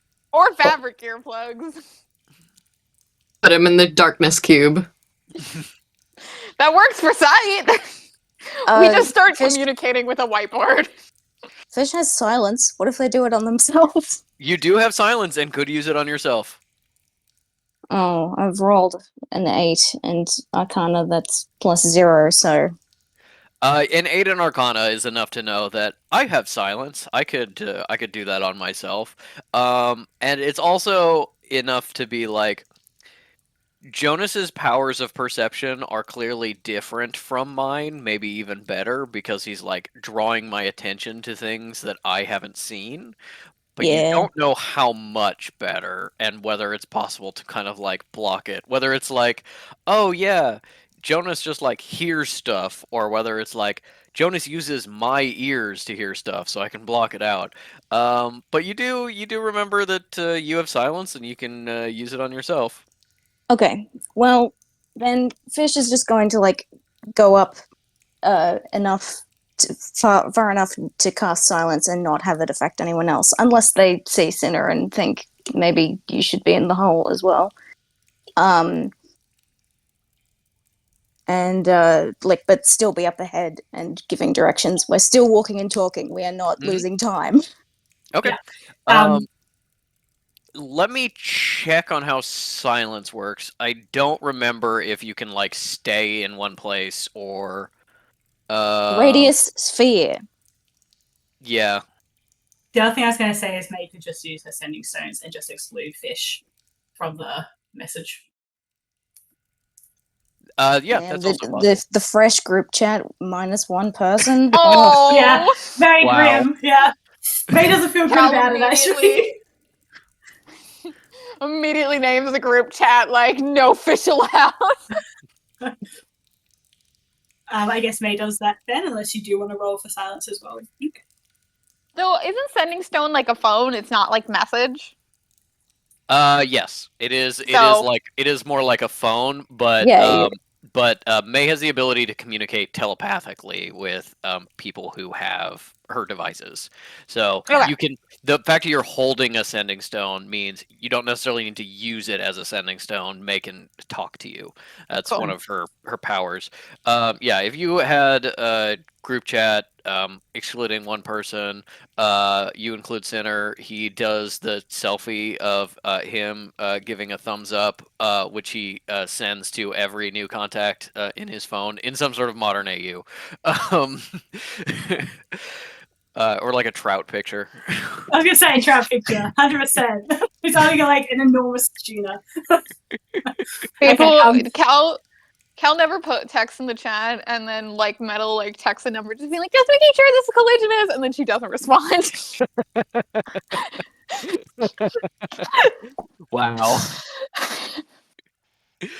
But yes, we can retcon that Fish didn't use silence in order to save your spell points, Ink. Sure. Thank you. Yep. They're sticking their fingers in their ears, and I feel like Kekano has enough of a mental block that he can stay and be part of the gang. Kekano is staying with you. He is humming very loud. Oh, okay. Yeah, that's Yeah. fine. All right. He's just going. Mm-hmm. Mhm. And you guys are, you know, only communicating telepathically, so there's no need to make a bunch of noise to not hear stuff. But you see the two of them kind of stepping off to the side, covering their ears and humming, and it's like, oh, okay. Anyway. Alright, so May opens up the anti-fish group chat and says, now, before I came to this conclusion and spoke to Cinna, he basically kind of contacted this patron with the best of intentions to call in a secondary team to potentially provide support to us. I personally don't think that they're actually looking to provide support to us. I think they're looking to take things of power and value, and as I hopefully have made myself clear about, I do not want them anywhere near this facility. So let's keep that in mind as we move on. The other thing I wanted to mention is that I think we should blow this place up after we've left it, because the idea of anything from here getting out into the wider world is unappealing to me. I think the mortals have scraped through enough in the last couple of years, and I'm not particularly interested in sorcerers getting their hands on this sort of technology. I posit to you that once we deal with Jonas and get him out of here, that we close off this facility for good. And I will just remind our investigators that you know, your mission explicitly was go to this place and find anything you can to help us, like either learn more about this device or like track it down in some way, which was meant to include like not just info but like potential materials or something you could use to, you know, something involved in the ampule's creation that maybe you could use to track it or something like that. Like your orders were pretty explicitly to be like, hey, go here and take stuff, and May is now telling you like, hey, if you take stuff there will probably be consequences. So I don't you think guys can handle that. no, she's more communicating that like once we're clear, we're sealing this off. Yeah. Yeah. But also, there is a team outside, and you will be getting pat downs. Yes.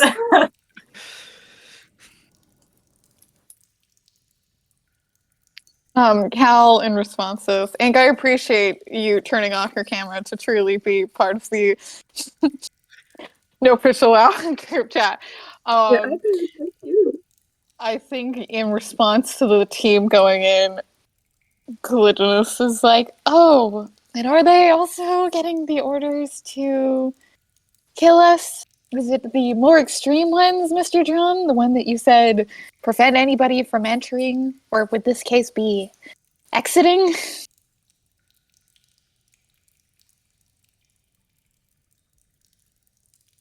My understanding is whoever this benefactor is that he doesn't want to kill people, but if Miss Denier, if they do... Cleric. Right. Cleric Denier.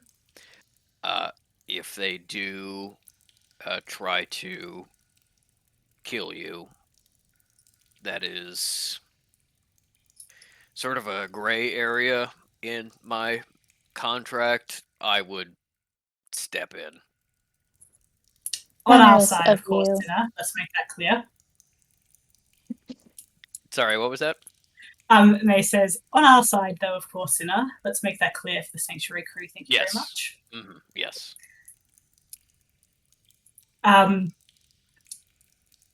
Sorry, is anyone else going to say anything?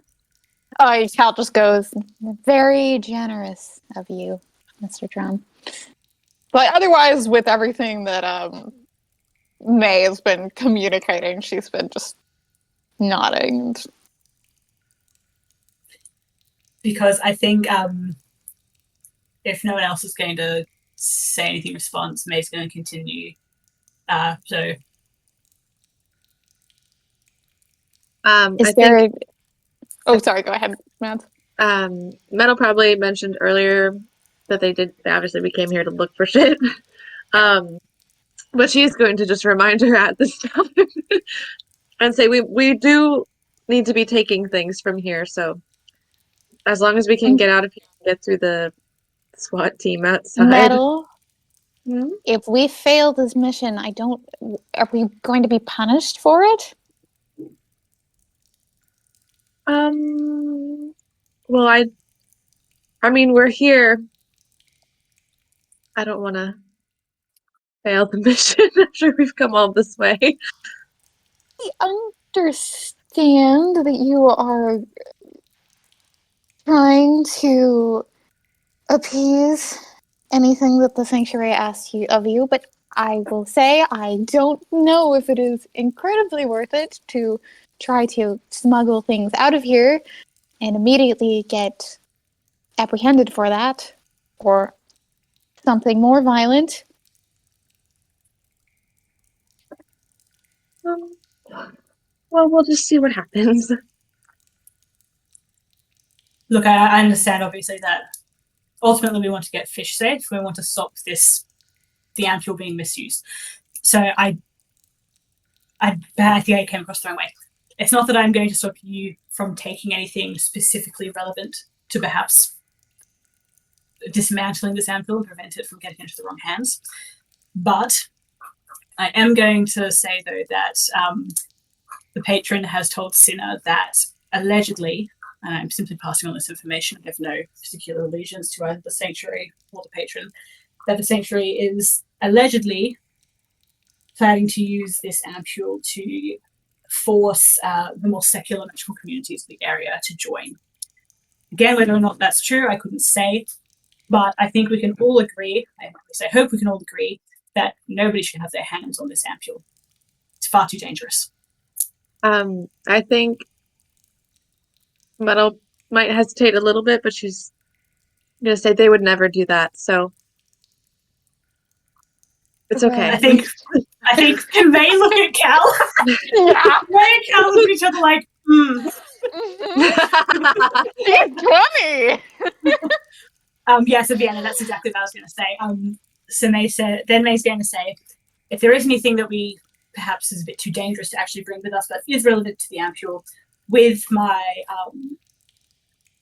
artificer abilities, I can record images and I guess film, for lack of a better word. So I can record information and take it out with us.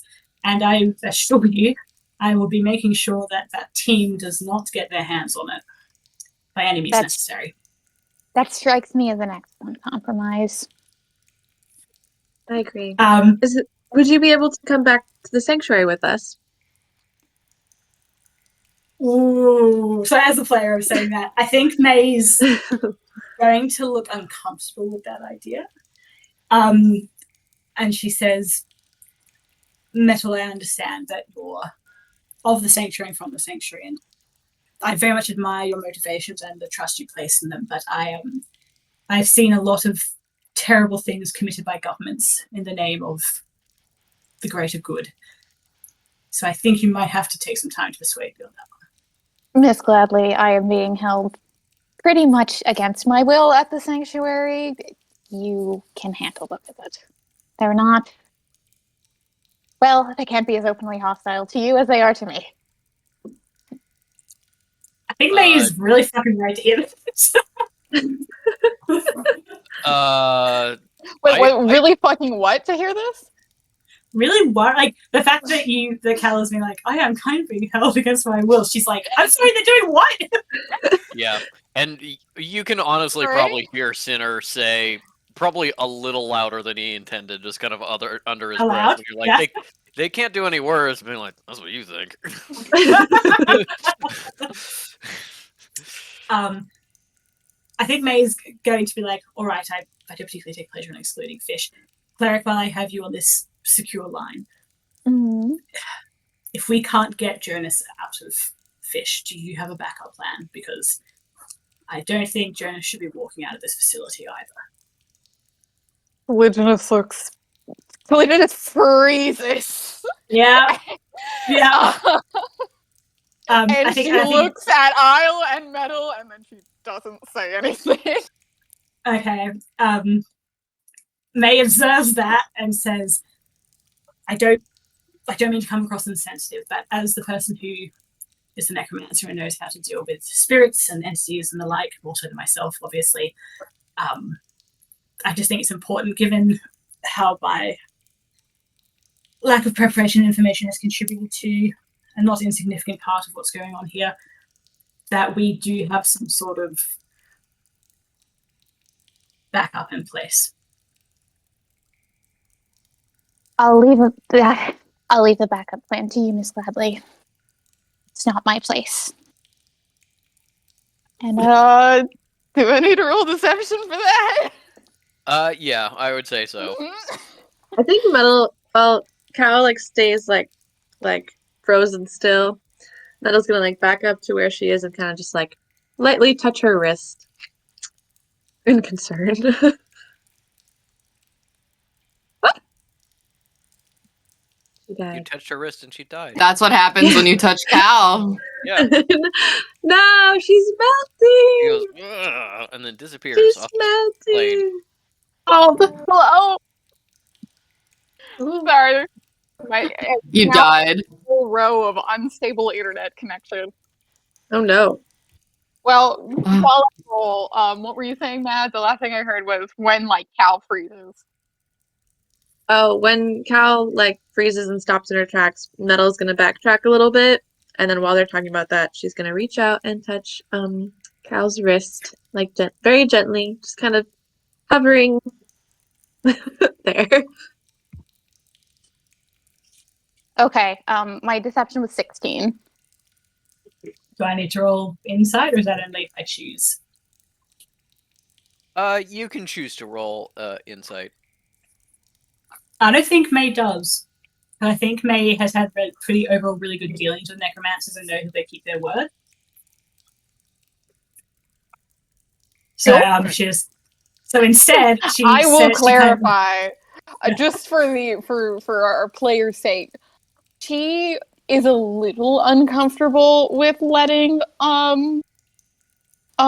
she's a little uncomfortable with letting May know this. She is lying mostly for Isle and Metal's sake. Okay. If this was a private line between just Cal and May, she would probably consider telling her at least some degree of the truth. With Isle and Metal on it, absolutely not. Okay. In that case, May also looks uncomfortable and says, well, I appreciate the vote of confidence, cleric, but given that I'm not exactly versed in exercising spirits, the only solution I have is a very final one. So let's keep brainstorming, shall we? And she kind of gives a very hopeful kind of like, please, I'm look to Cal. Cal fully turns her veil away and is like not engaging and not meanly, like breaks No. up and keeps walking forward. She steps forward, kind of regaining her pace with the group, and she goes, "Is that it for the confidential conversation?" Metal just quietly says, "We'll figure it out." May nods, and I'm gonna say she breaks the connection to the rope to everyone else except Cinna, and then says to Cinna, "Don't do anything to fish unless I tell you to, because I'd much rather them come up with a solution than us have to." Oh goodness. I'll follow your lead, boss. But That's all I asked for, Cinna. That's all I asked for. if it comes to a choice between doing my job and letting them handle it, I'm gonna choose doing my job. And I Understood, think Mr. you Drum. get I do think you get I think you get the subtext of that, of being like, if they can't pull the trigger, I will, even if you order me not to. of being Okay. like, I am going to protect you against your own wishes. Yeah, right. I think May picks up on that, and May says, "Understood, Mr. Drum," and cuts the line. Meanwhile, yeah, Fish meanwhile, is Kekino Fish and are humming. Kekino. Yeah, we're singing Chattanooga Choo Choo. It came out in 1941, so Mhm. Fish has heard this song, and that's what they're singing together, father and son. Mhm. Pardon me, boy. Is that the Chattanooga Choo Choo? Track 29. Oh, Dad, I think they're done. Oh, yeah? Great. As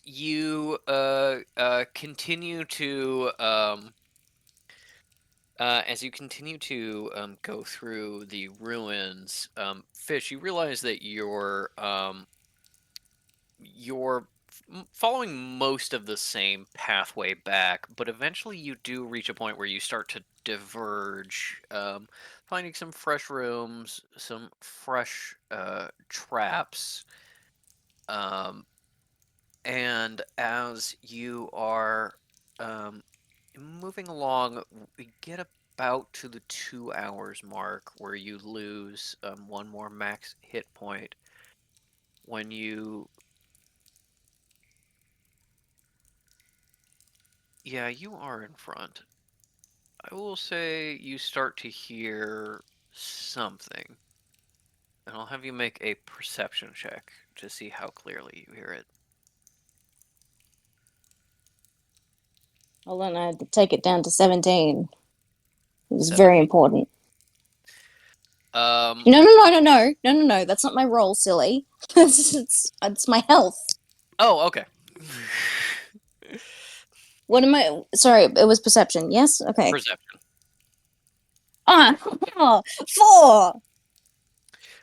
4, you hear some sound happening in the ruins, maybe one of the rooms you're walking past, but you've been like, there's been a lot of evidence of bats and like kind of other creatures. I think you kind of just like make a mental note that there's like, oh, there's some critter in there, it doesn't sound too big. And you continue on. I think then it becomes everyone else making a perception check as like whatever is here, you are now walking past rather than able to kind of cut off and avoid. Not advantage with Kakano for fish.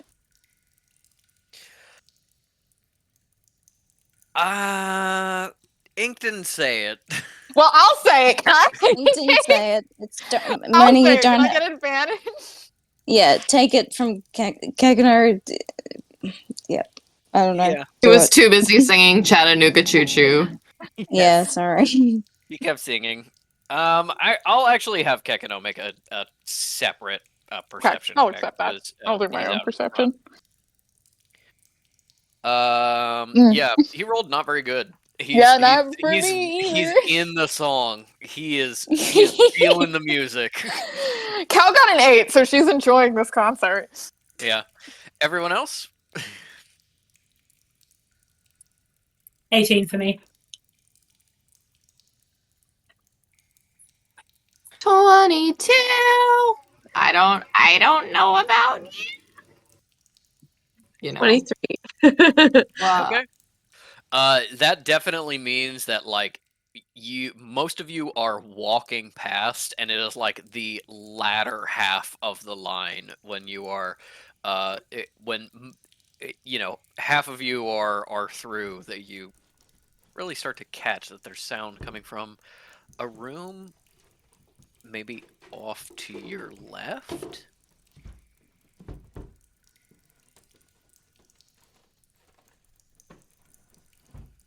And you realize that the movement you're hearing, the sound, is purposeful. With those high rolls, you get that this, animals stumble around, creatures stumble around. This is purposeful. This is something moving in this room, and you can kind of hear it rifling through. You can hear what sounds like the opening and closing of drawers. Metal's gonna stop and whisper, "You guys hear that?"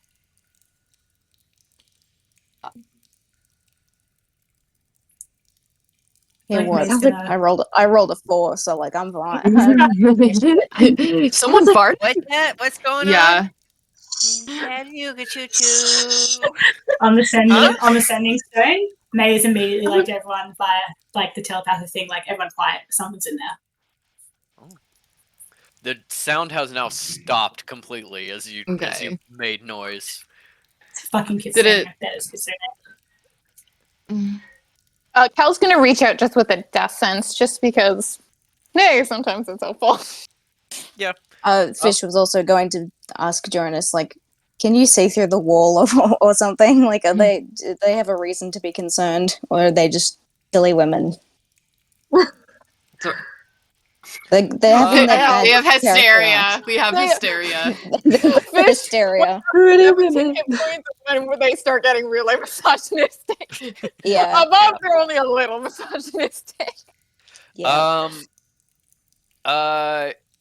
Yeah, with a death sense, you don't sense any dead bodies. Some like small rodent skeletons and things like that. You know, small animals. Nothing that's too obvious as something making noise. Nothing that's moving. And you do feel one like slightly larger but still non-human skeleton in the next room, some sort of body. Cal goes, oh, fuck, another one. And then I'm gonna make a roll for Jonas since you asked. Jonas says, "It sounds like a person to me." Kicking around, stomping around, breathing quietly. Heart rate starting to get elevated. Oh.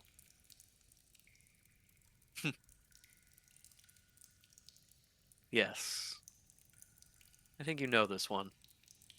And around the corner, running out of the room, a big stick in his arm, going, "Ah!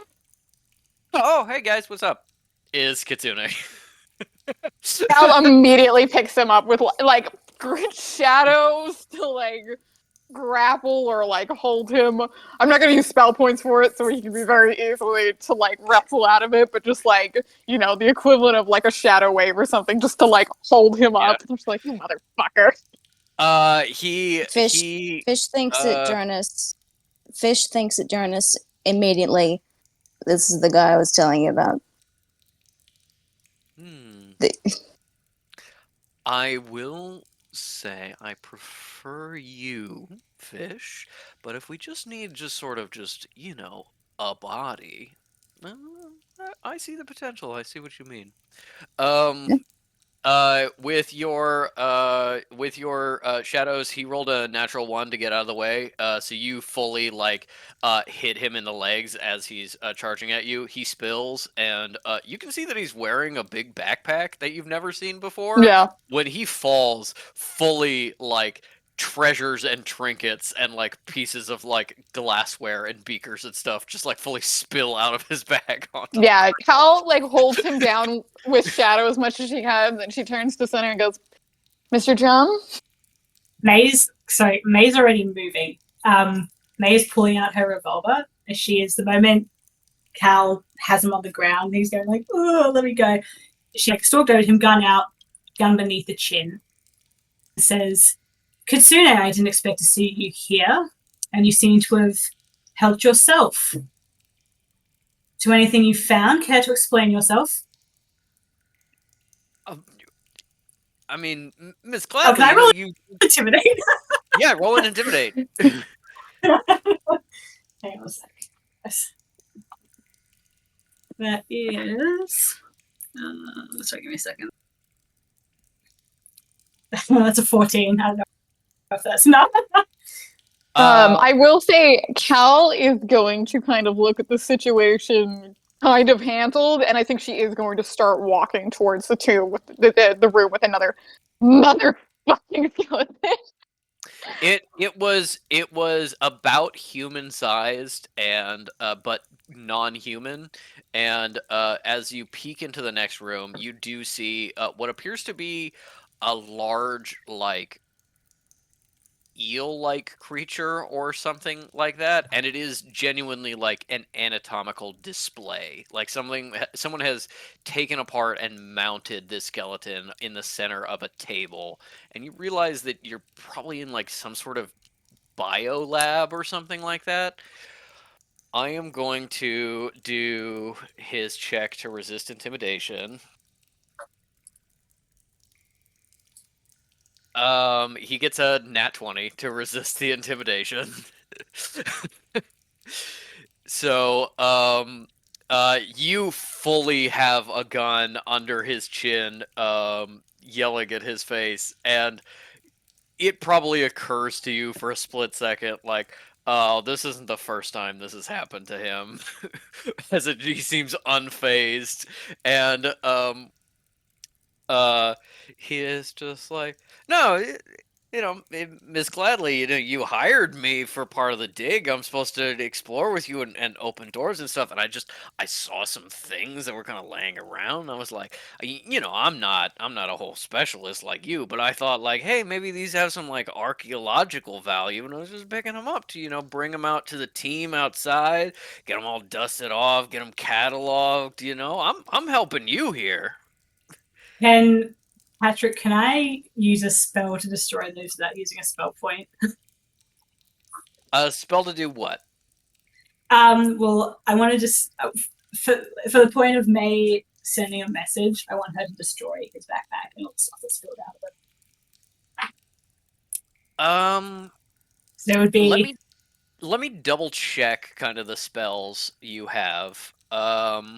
Is there a hole you could throw it in? Could you just, or like, Isle could go pick it up to throw it in a crevasse.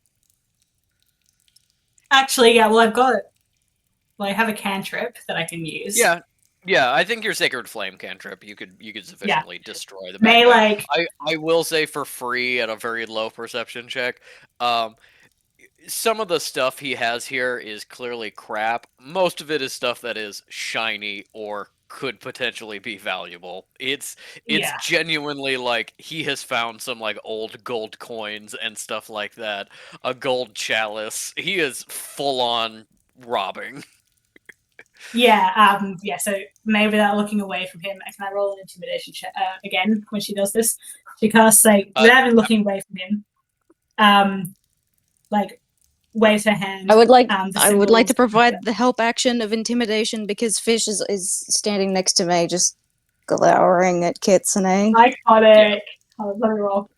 I think Sinner probably is too. So yeah, that's absolutely intimidation with advantage. Okay, let's try again. Well, it's a 15. Then I'll describe how she does it. With advantage? Yeah. Tragically. Okay. He kind of gives you a cocky smile, and then his bag just like explodes, and not everything is destroyed. The spell's not strong enough for that, but some things are destroyed, and a lot of it is scattered. And he looks a little bit nervous, and he's just kind of like. I mean, there were others. I got some others. That's okay. If you Once I need didn't to, make if you need to myself take it out clear, on Mr. this Kitsune. bag, yeah. When I hired you to help me open a door. I did not hire you to grave rob, I think is the word. Things have changed since you were last here. I am not done talking, Mr. Kitsune. Things have changed since we last spoke. And I suggest that if you're going to insist on coming with us, that you shut the fuck up and stay out of our way. Because there are more important things than stuffing your pockets with gold. Am I clear? Have I made myself clear enough for you? And you can see he's kind of looking eye to eye for all of you to see if he has any support here. Anybody who's like, treating him too harshly. Let's see that insight roll. Jesus Christ. That is a nat 20 on the insight roll. Is there anyone who has even the slightest bit of empathy for Kitsune in this moment? Hell's not in the room. This is kind of Uh, like in the doorway between the room, so he can probably try and like catch your eye. Well, she's wearing a veil and Yeah.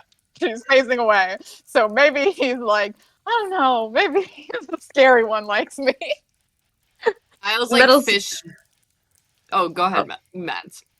I was gonna say Metal's casting Detect Heat from remembering what happened yesterday. Was it yesterday? The day before? Yeah. God. She's doing that, 10 but we can go hours back to ago. that. Yeah.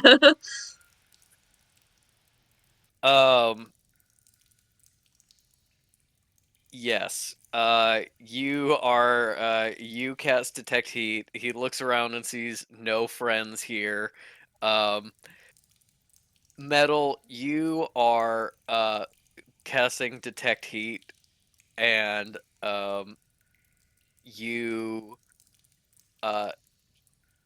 see that the kitsune in front of you is not giving off heat, but that the bag that May destroyed is. So clearly that was his real stuff that was being carried.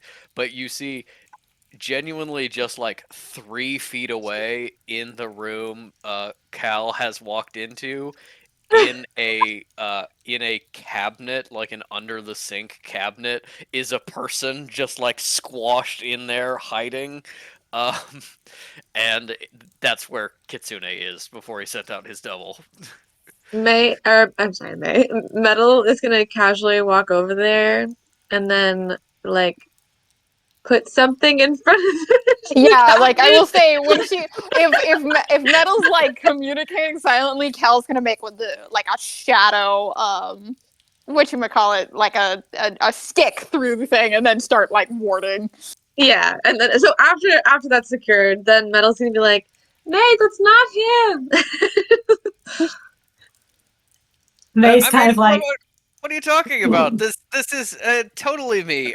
I mean, shit. And Kitsune disappears, and then you instantly hear like thump, thump, thump, thump, rattle, rattle, rattle, rattle, as he is stuck in this cabinet. What do you think? What did Metal put in front of the cabinet? I think probably just like a bar you found through the handles, and then Yeah, some trash on the ground. I think Cal started Okay. warding over that. All right. Well, I was gonna say Fish goes and sits on the cabinet. That too. May gives the world's I'll- most weary sigh.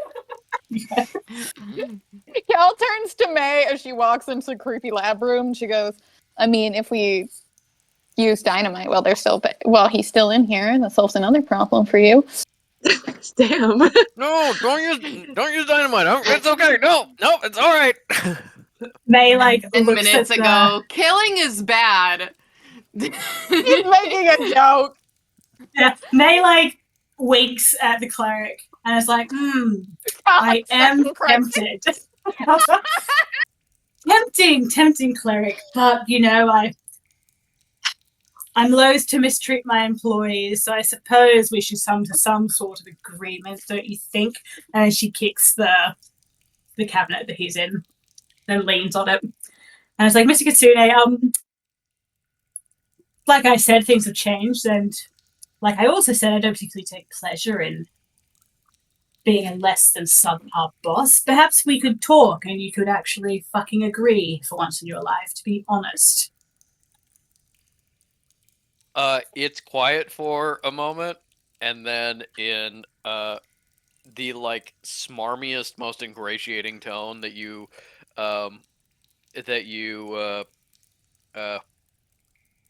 heard when you first met him, he's like, yeah, boss. Whatever you want, whatever you need. I've got some stuff that I thought you wanted or would like, and clearly that was on me, and that was wrong. So I clearly don't know you well enough to get you gifts. So I will do whatever you say if you please let me out. Yeah, May doesn't. Do I have to even roll insight? He's such a fucking charlatan. Yeah, go for it. And while May's doing while May has this covered, Cal's gonna go start doing like Arcana checks and stuff on the bones in the room, and kind of pay attention to Fish to see if this is like a room that Jonas is at all interested in, or if this is just like another stop on this fucking shitty ass tour. Metal's also 16, gonna. I heard it's a 16 and Metal's also going to. Both right.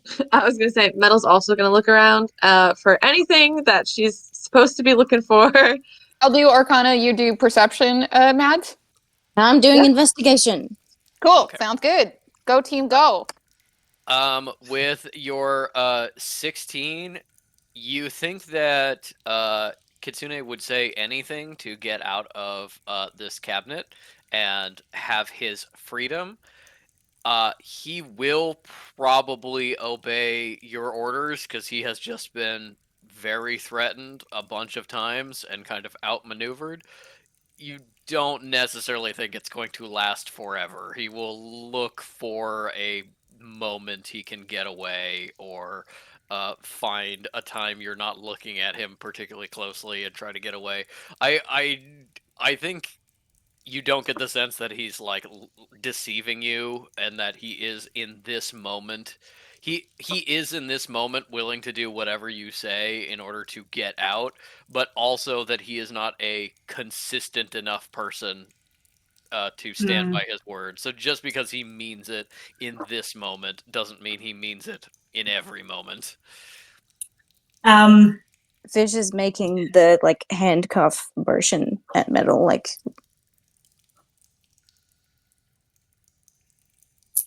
and I can't say how Mads is reacting. Oh, I was imagining. He was pulling gesturing back. up. Also, my Arcana is a 24. Go ahead. I was gonna say, I guess May sees Metal pulling out the handcuffs then? Or Yes. I forget. These are magic handcuffs. They are magic dampening handcuffs. Oh, So slay. you put them on someone and completely takes away their ability to use magic. Okay. Metal's just gonna be like, Maybe we should have one hand for Kit, one hand for Fish. We're all making frowny faces. Simultaneously went Florence Pugh frown.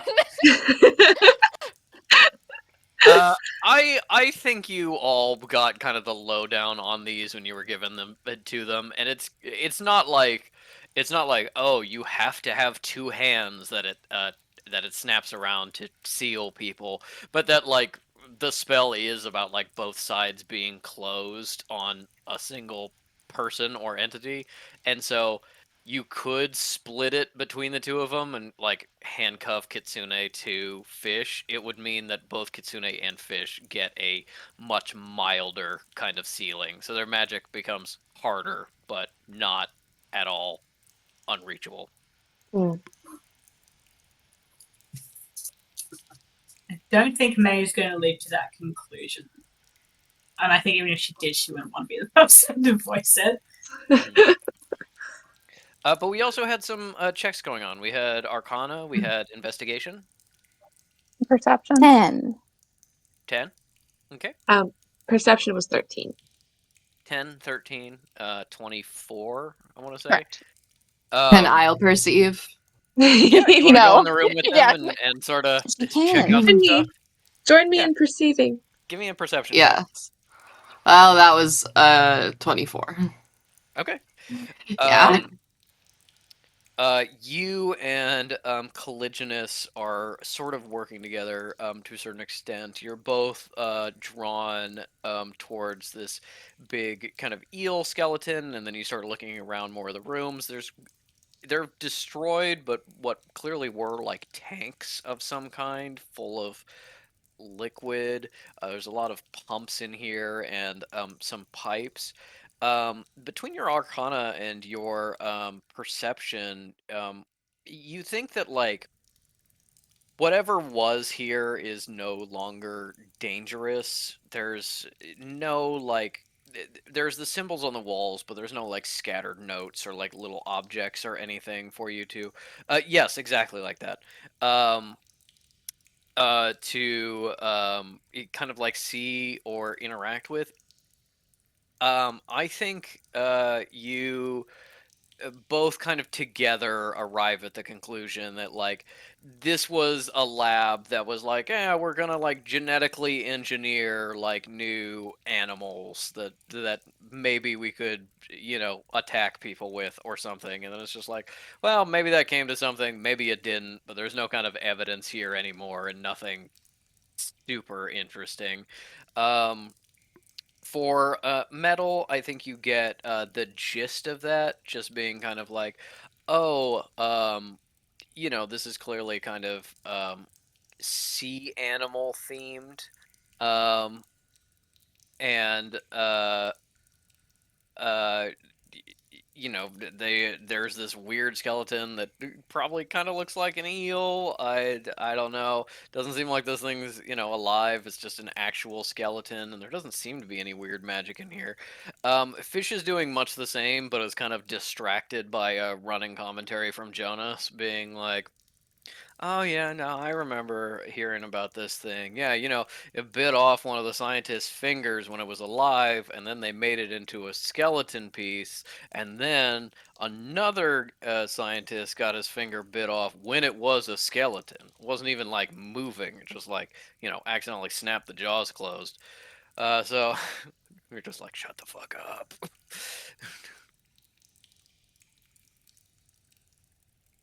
So that's what you guys get from this room. You also probably open a couple cabinets and stuff, see things that are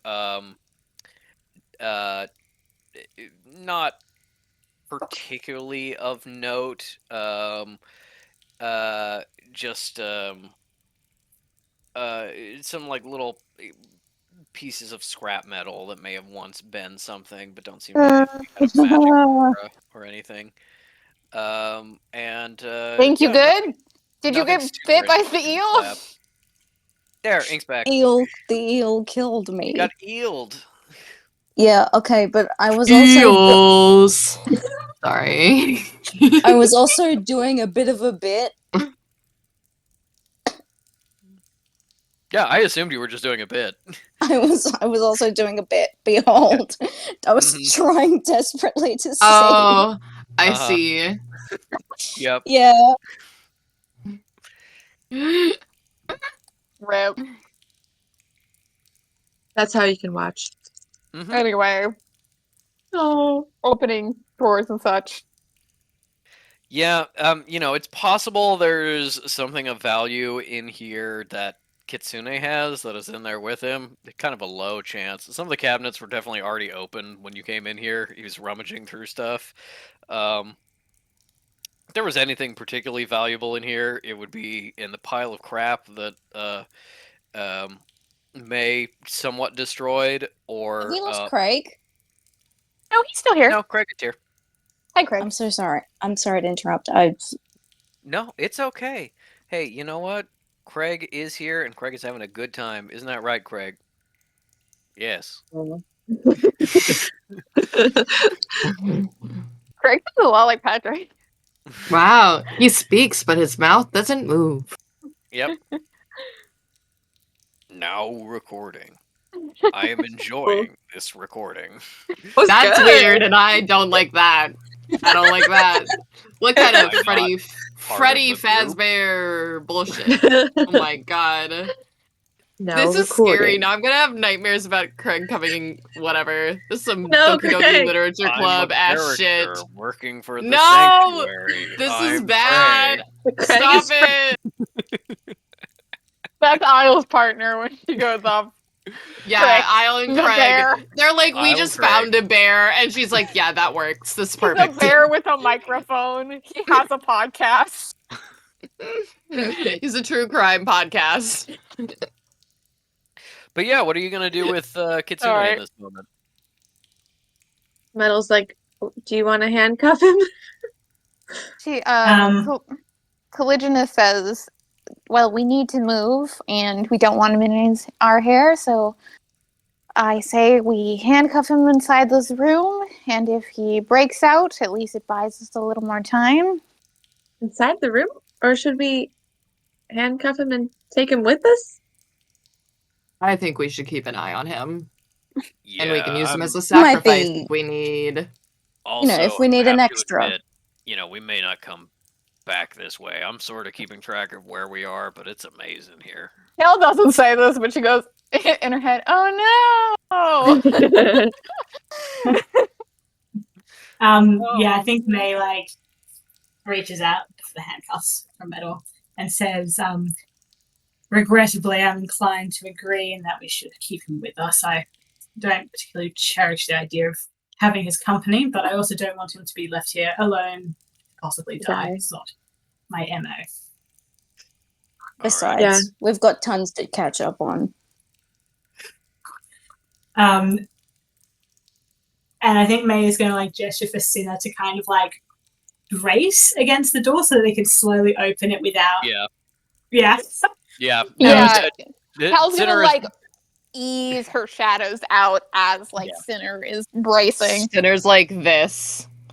Yeah, Sinner is just very slowly opening the door. He's got his like whole shoulder against it. Vanna, what Sorry. is Sinner like? I'm sorry. Okay, No, wait. thanks. I'll Cabazon. do it. I'll do it. Someone take a picture. Got it. Amazing. And then May says, if you could stick your hands out, Mr. Kitsune, I would much appreciate it. And she just waits for him to do that.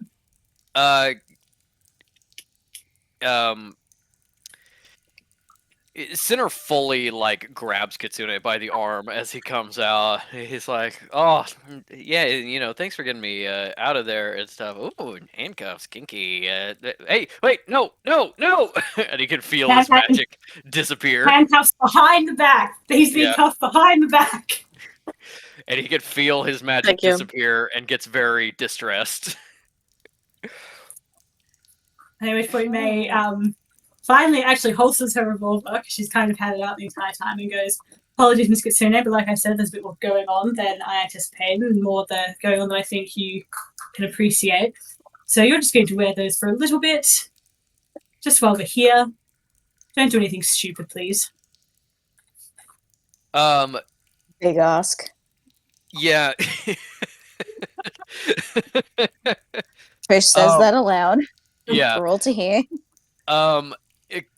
Kitsune looks like he's going to say something idiotic in that moment, and then Fish is like, big ass, and he's like, oh. He looks over at May and he's like, yeah, just whatever you want, it's okay.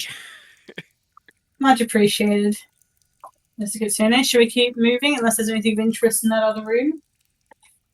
She's not saying this to Kitsune, she's saying this to whoever's actually in the room at the moment. I think here's a question for Ellie. Is May deliberately using Mr. Kitsune, or have you just forgotten that his surname is Oshiberry?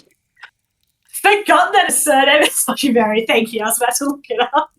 Yep. Yeah, no, she's definitely saying Mr. Oshiberry. Gotcha.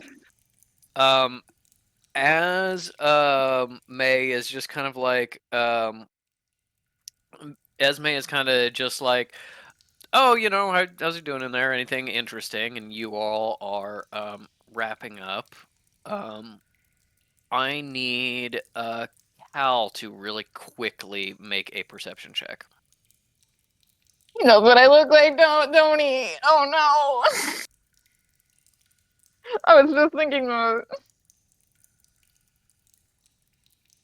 Okay. 18. You feel a rumble, and you probably glance at the others really quickly. They don't seem to notice it. Another rumble, and then you realize that the way you've draped your cloaks, it's something in your pocket. It's not something. It's not something around you. It's descending. It's Also, be descending right back. something. I guess May's calling you. You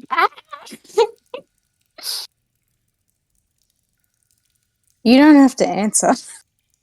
Yeah, you guys run another scene. I have to run to the bathroom, but we will get back to this. Cal is ignoring her phone for the moment. Left on red, baby. As soon as Kitsune is handcuffed and starts getting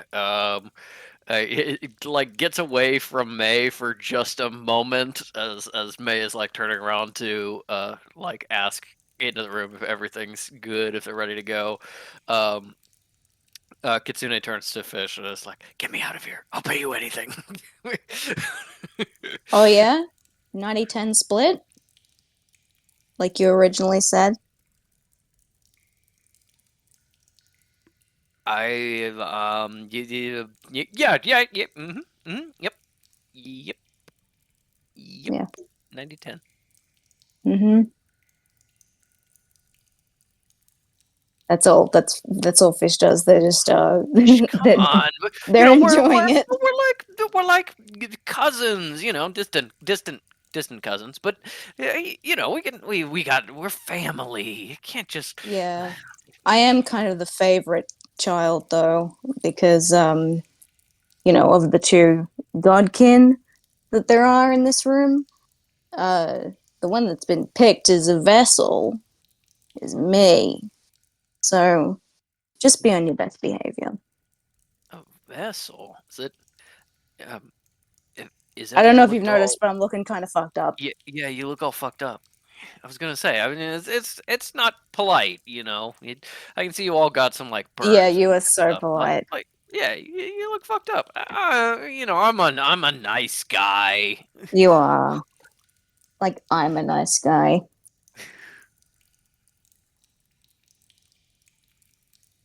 Fish is waiting for Jonas to provide any commentary. I think you just hear Jonas just like quietly laughing to himself, just being like, this idiot. I think he's just enjoying that there is strife. Yep. Yeah, it happens. Fish pokes him for, are we getting close?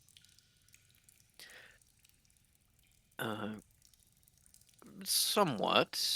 We've got a little bit farther to go, and then we're in an area I was not ever allowed to know about.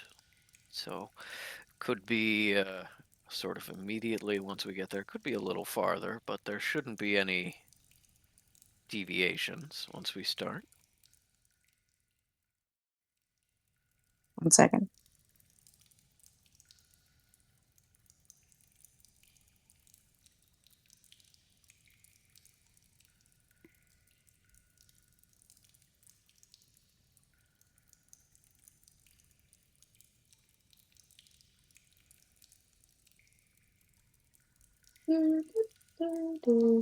You're pathetic. A being as smart and powerful as you, and you don't even know the full fucking building you lived in all your life. Having seen and experienced so much, and what has it made you? A freeloader. This. Relying on me. Me.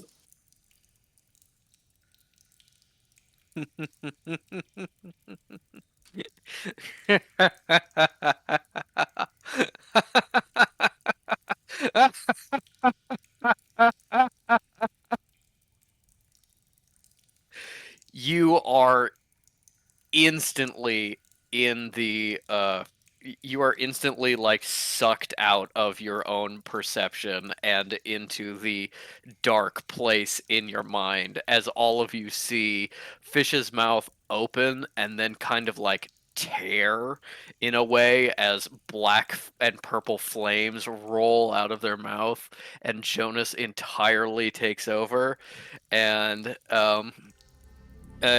says, Okay, well, Fish is still talking in the brain dimension. They're Yep. still going. you're relying on crumbs because you can't sustain yourself, and even then, you're so greedy as to suck it all down immediately. You can't even fucking keep me alive. You can't fit in me. You're too big for me.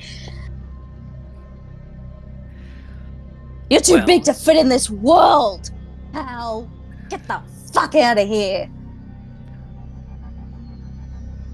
Well, you are pathetic little crumbs, but will do for a snack. I don't fit in the world doesn't fit with me. I will cut and carve and build whatever I need to fulfill my mission. Yeah, do it. Stepping stone. Yeah, a stepping stone, a candle. But, you know, when a candle gets water dumped on it, you know the part that survives? Not the fucking flame. Dad?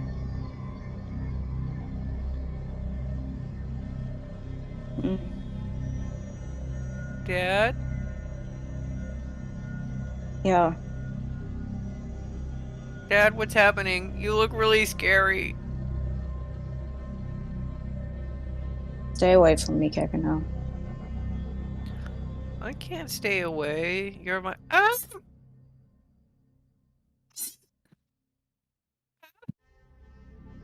Patrick's making little seal yelps.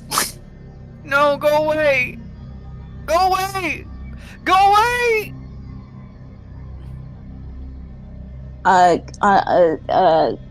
Unsummon familiar, please. You all watch as, perhaps other than Cal, who's a little distracted at this moment, you watch as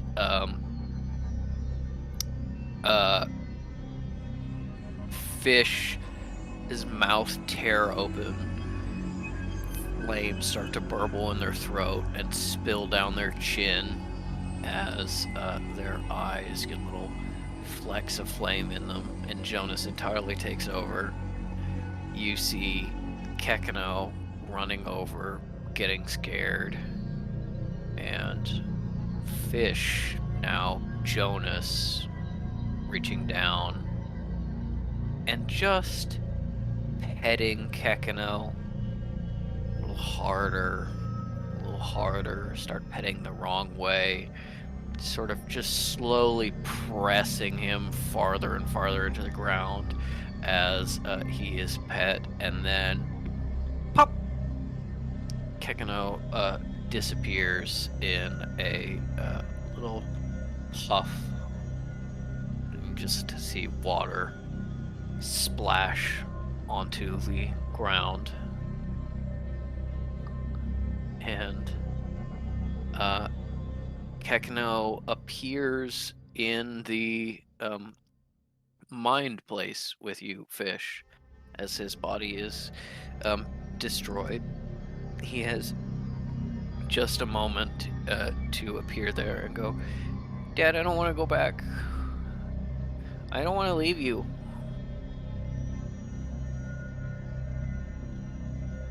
I don't want you to leave either.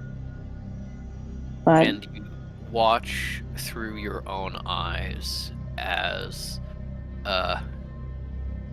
Jonas turns and looks at the others, all staring at him in horror. And he says, I've just been so kind to you, Fish. And my patience is just not being rewarded. I promised that you had nothing to fear if you cooperated, and you seem to forget that there are people here other than you. so selfish. It's honestly delicious.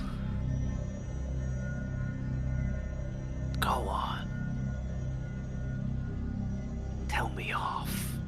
And Sinner, you see in front of you, Jonas Fish disappears and reappears about 3 feet closer to you, and is just like running a finger over Sinner's chest, of just being like right there, and Sinner just like fully jumps back and like goes into the wall as a little bit of black flame ignites on his shirt, and then see a little char, little scar. I think Metal fully shrieks at that. May shoves Kitsune. If I think because they're standing pretty kind of close-ish, right? Yeah. Yeah. May, like, as with all her strength, shoves Kitsune out of the way, and draws her whip, but not her gun, and the symbols on her glove start to glow. She's getting ready. Isle goes to physically pick up Fish, or Jonas Fish, and like try to shake, be like, I know you're in there. Please give him back. Please give him back. Please, like. As you grab Jonas, give me a wisdom saving throw.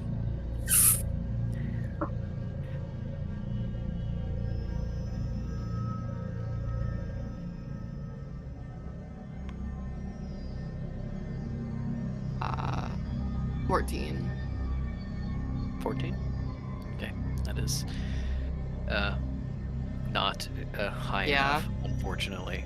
So as you shake him and then start to reposition, you see that purple flames had started to break out on your own hands, and you start to feel yourself going back, and you see in your mind's eye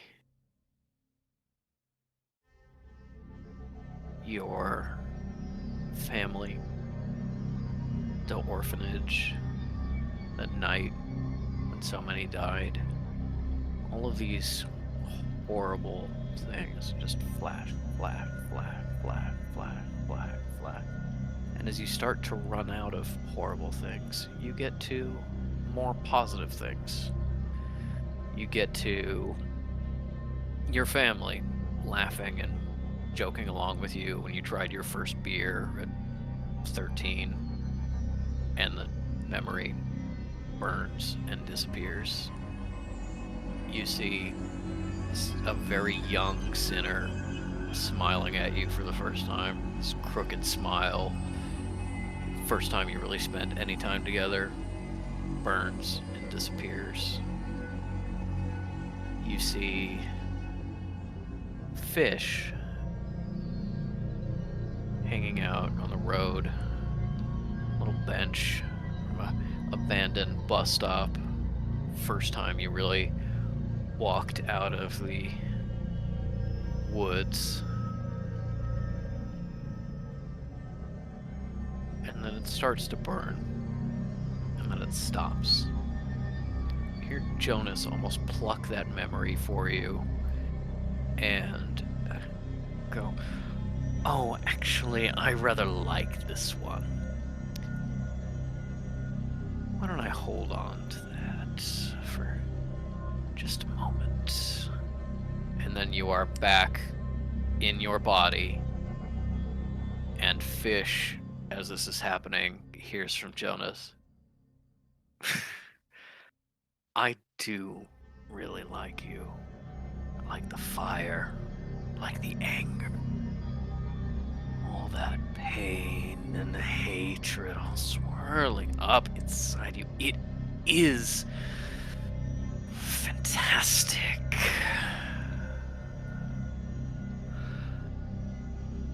And I certainly enjoy a vessel willing to stand up to me. But don't push too much, Fish. Not yet. Need you to last till the end. Because we're gonna finish this race together, you and I, just a little bit longer.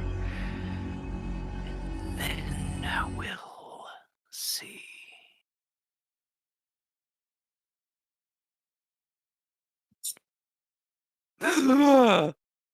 You are back in your body.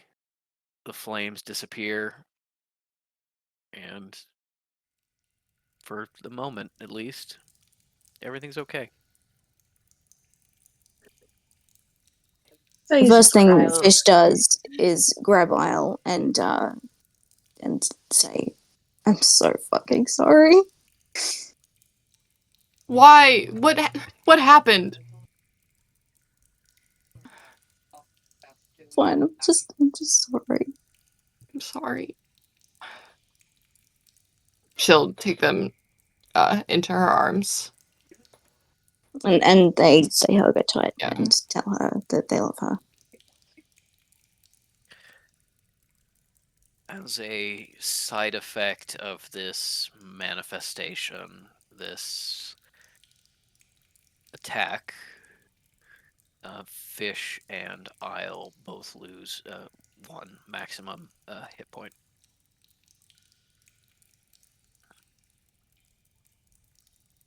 I'm so sorry. If I knew that this was happening, I would have warned you.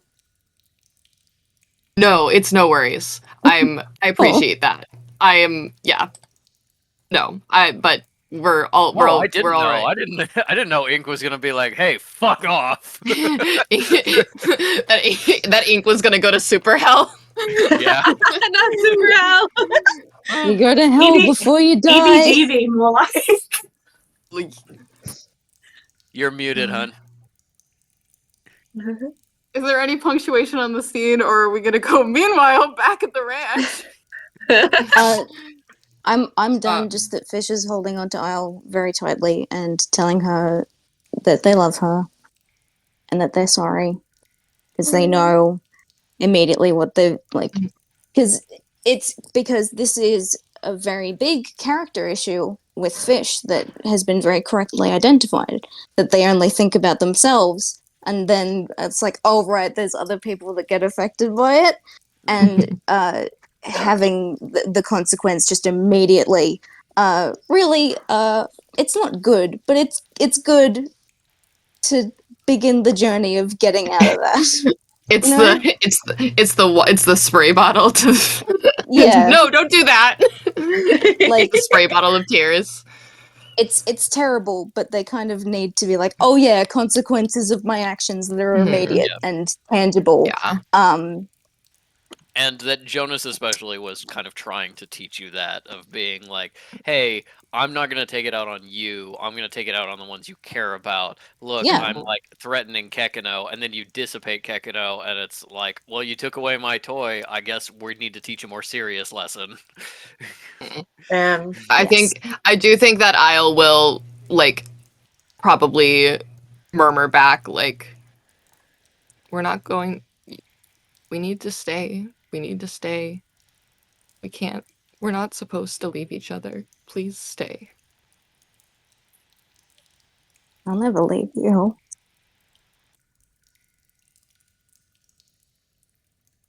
You can't leave. You can't leave all of us. You can't.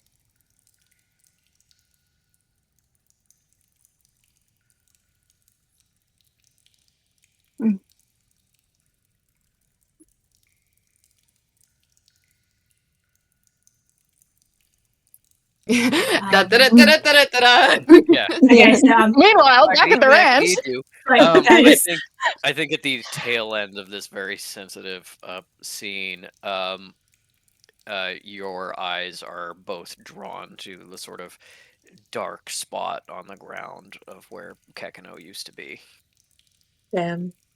Oh, actually, like the fucking cat that blew up in National Lampoon Christmas Vacation. Exactly Yes. like that, yes. Absolutely. But also, while they're in close, Fish goes, "You've got there's some fucking crystals in my pocket." Like meth? No. Yes, exactly like meth. She'll say, "Why did he?" He You took want from me? the room when I was by myself. He wrapped them up. We cannot touch them. They'll kill us. Okay. But I can't keep them. Can we give them to Kitsune?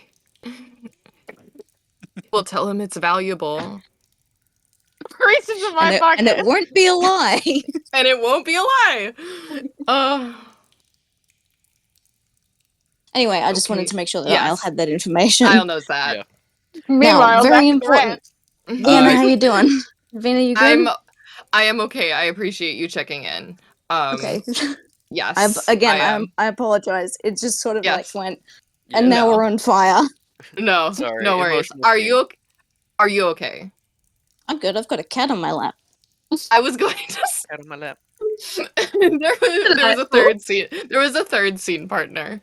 Yeah.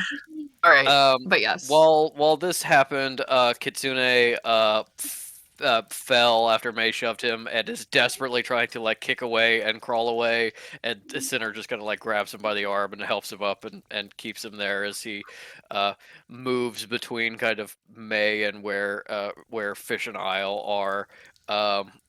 And I think as he turns around to check on May, give me a perception check. 16, and I want to say May is also between Fish and Metal. Like she's fully like put herself in front of them. Mm-hmm.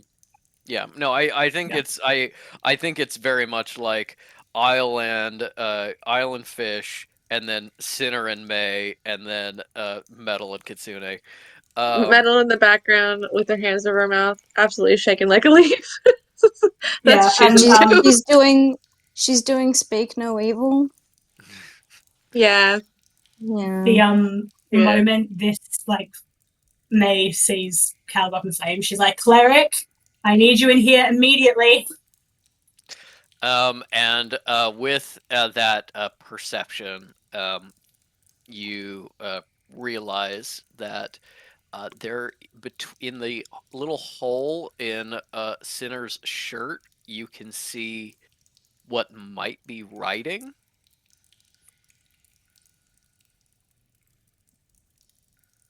Okay. Sinner's But I a can't bitch, lol. Okay.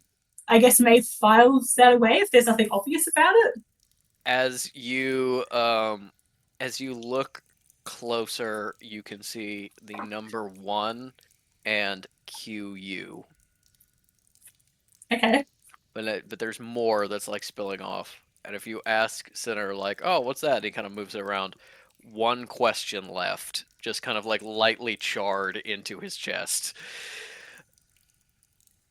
Does that mean something to the rest of the group, or? It's 1 question The left. Jonas questions. Jonas is sorry, reminding you. Go, sorry. I was like, yeah, I got a question. What are you talking about? You fucking dick. This is sick as You hell. wanna die? That's my question. You wanna die, bitch? Meanwhile, before all of this happened, Meanwhile, I'm gonna Cal, I'm doing the back in time harp. yeah. You are I remember kind that of. night. You are kind of in the next room, out of sight of the others for just a little bit, and you feel this vibrating in your pocket, and you realize it's your sending stone. And after a moment, you realize it's not the sending stone May gave you. Yep, she keeps those in different pockets. Aegis finally, I think, realizes what's happening. Fuck up, guys. you should have told me. I didn't figure it out. I wouldn't have I done was any enjoying of the that shit. scene, but then I was like, okay, wrapping it up, punctuation. Can we get back to me? Okay. Yeah. So she keeps those in separate pockets. So I think it takes her a moment, especially because she was just using Maze, to realize that's the wrong pocket, and she starts slinking back from the group. I think probably Metal like glances behind her and then like looks at her and then keeps going forward. And then she's going to just sort of look that they're out of sight, and then she's going to pick up the sending stone with the shaking hand, and then like, I don't know, slide to answer. Yes, it is a rock, and you're like, which nodule is it? Oh, it's this one, and then it pops off, and it's like, bring, and you immediately hear a male voice you don't recognize. Where do you get off using all of her time and energy when she is so busy? It's simply inappropriate, and it will stop now. Sir, who is this? You know damn well this is Mr. Denzel. Wait. John Denzel. Washington? Yeah. Yeah. No, John Denzel, as in Denizen, was the co-author of the third book that your sister wrote. Right. That's the only like familiarity that the name Yeah. gives you. Yeah. Mr. Denzel, Yeah. Are you near Mrs. Shepherd at the moment? Reverend Mother Shepherd is very busy, and you just can't be sending these coded messages and your little sending stones and packages. It's just inappropriate, and I am putting my foot down because Mr. Denzel, is she with you? she's in the next room. If you must Tell know. her it's Cal. Cal. Do it, sir. I mean, there's no need for that tone, but fine. You hear some murmuring, like he kind of just like covered the stone with his hand rather than actually hung up. You just hear like.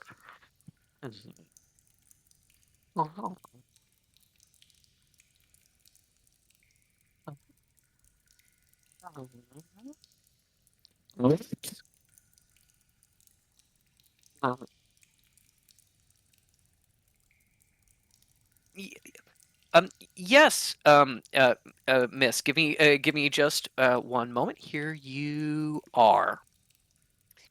And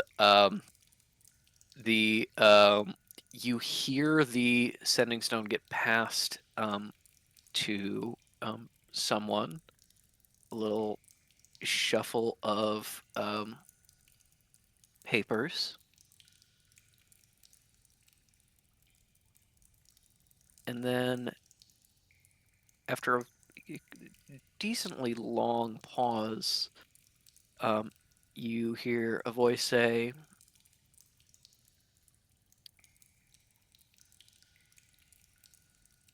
"What was I wearing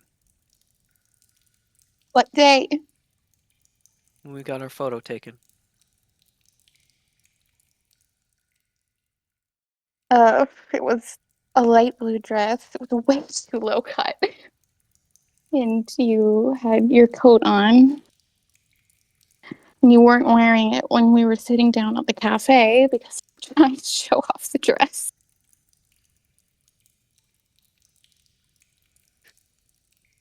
Kelly, it is you. Yeah.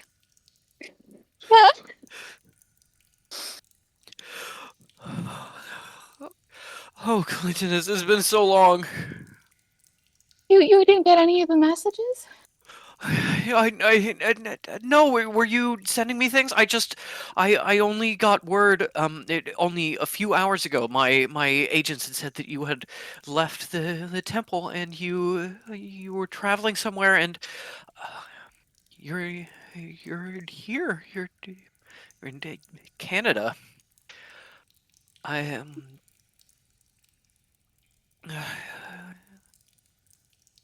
Lizzie, I don't have. I'm sorry. We can get to all of this later. I'm so glad to hear from you. And then she is going to switch into French, and she goes, we will catch up. I'm in the Canadian Sanctuary. You can code the messages. Your fucking awful co-author has all of them. Get them back. Yes. And she is also responding to you in French.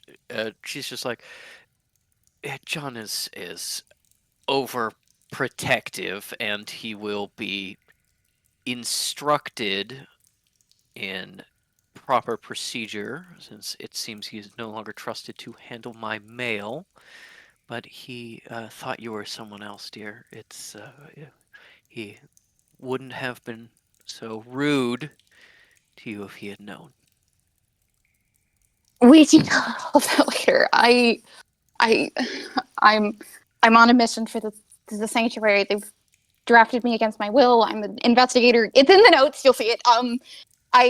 There's a member of our group. They've been possessed. I'm in possession of a soul knife, and I know you researched that all. And I tried to call tinnitus, and obviously that went really poorly. And I know you might know, but at least you know anything. Oh, okay. Possession and a soul knife.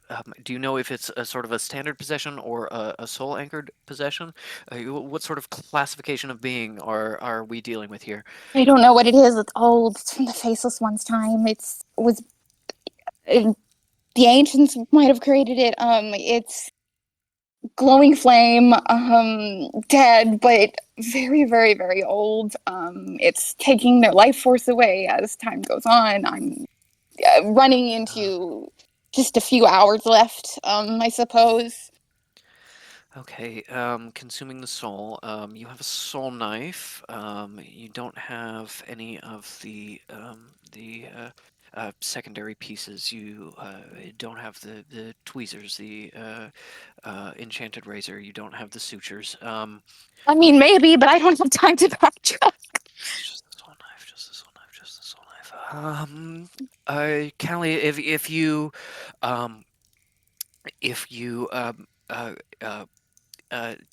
take the knife in a reverse grip, and you pull it along, concentrating on the junction between the soul and the body. You may be able to separate out this spirit. Most spirits will dissipate if that happens. They'll separate, and that can give you the ability to then use the back of the knife to reattach this person's soul to their body. Do you understand all that? I do. Well, what's the It is margin of error? very dangerous. Yeah. The chance that this person passes on is 85, 90%. Hey. All right. Okay. Sir, anything else you can think of that might... Saints, I wish you were here. I can't even teleport you in, even if you could get access. Is there any other ideas you have? No, you can't. It's completely blocked. You're near the sanctuary. I can be there. It'll take if I leave now, I can get there myself in a few hours. At least we don't have that time. I just need you to tell me. You just need to walk me through like you did when we were little. Anything, any ideas? Okay. Got this. At least you're the best. You've got this. Okay.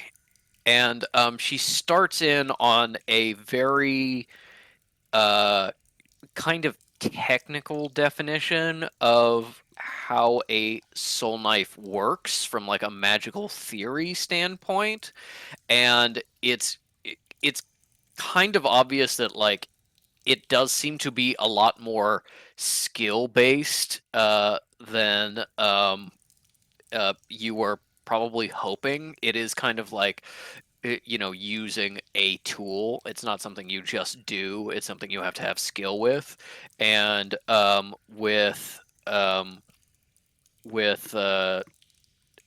the information she's giving you, you are getting a lot of the sense of like how you could use it.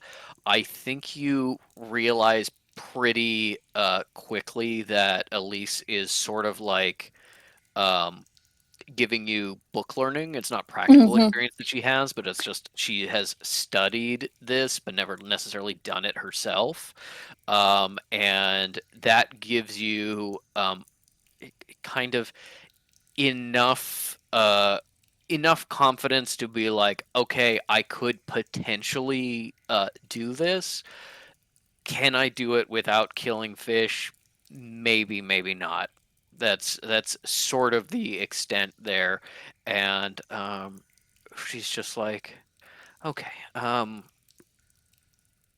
if you the being is seeing through this person's senses, they can tell the environment around them, Yes. right? Yeah. So I would say, the chances of them lashing out and doing damage is pretty high. It's probably better to catch them unawares. If they're All right. restrained in some way, that Yes. may help the process. I don't know, Callie. I that's all I know. And I want to say around now is when Metal screams, Yes. and Yeah. so Cal You heads started to hearing look just up. like a little bit of noise from the other room, and then all of a sudden it gets way louder and way worse. Yeah, and I think Cal is like clutching the steady stone and like realizing she should go, but like not having the strength to do that, and just being like, I'm going to have to destroy it after. Do you know how to do that? If this is as old as you're saying, then you could it's got to destroy itself or be something of kind of equivalent power. I'm not sure there's anything you can do. Maybe if there's some sort of, I don't know, something in the area that's as old, may be able to destroy it or damage it, or I don't know. They this kind of thing, I've read about these, but they're theoretical.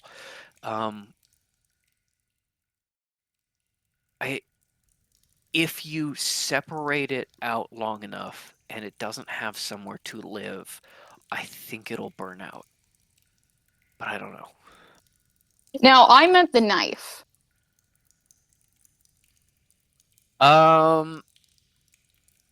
The knowledge she is giving you is kind of like the knife itself is not really a weapon of any kind. It's called a soul knife, but it's really like this kind of sickle-shaped object that's like totally and completely blunt because it cuts the soul. It doesn't cut the body in any way. But the information she was giving you with the soul knife kind of makes it seem like the process of separating out could destroy a weaker or lower level being as part of the process. It doesn't sound like the soul knife would be able to kill Jonas. That like kind of the best you could do is get Jonas out of fish, and then if like everybody gets the hell out of there or Jonas is contained in some way or something, Jonas will die on his own eventually without a vessel, or if you find something that can destroy him. Okay. But she doesn't give advice on getting rid of or breaking the knife specifically. Breaking the knife, she just says, it's more of a arcanist subject. All right. I have access to Strong those. stuff was never the specialty. I mean, why would you? Tinnitus wants it back, and I don't know. I don't want to know what he's going to try to trade it for. Don't give it to Tinnitus. Don't. No, that's unacceptable. Don't give it to Tinnitus. I won't. Cal, Let's go. Cal, I love you. I love you so much. Call me soon. Don't go. Your talk. You can't go. Pagan's gonna go. The society one. Oh. I can handle Avid Pagan, don't you worry. Bye, Callie. I'll call you as soon as I can. Yeah, and then in the next room it's like, oh god, ah, Yeah. Cal crying, running, more get in crying. here, get in here. And then she's going to get into this chaotic room, I think probably as Isle's fish are cuddling, and I would like to roll Arcana in general, but specifically at the sad little puddle. Mm-hmm. Yeah. 17. 17. Yeah, with a 17, this seems to have been like kind of an aquatic being's lab. There is still some kind of like stagnant water around and stuff like that. But you're looking at this kind of spot and you see that it's dry all the way around, and you can see that the kind of white stone of the floor, you can see that the water is not purely water. It's got kind of a greenish brownish color. And you smell a little bit of tea. And you remember that Kekino said that he was made out of the dregs of a teacup. And you don't see him anywhere. You feel a little bit of Okay, energy released.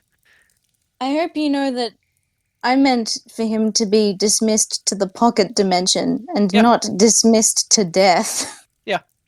Looks the same. It does look the same from the outside. That sucks. Continue.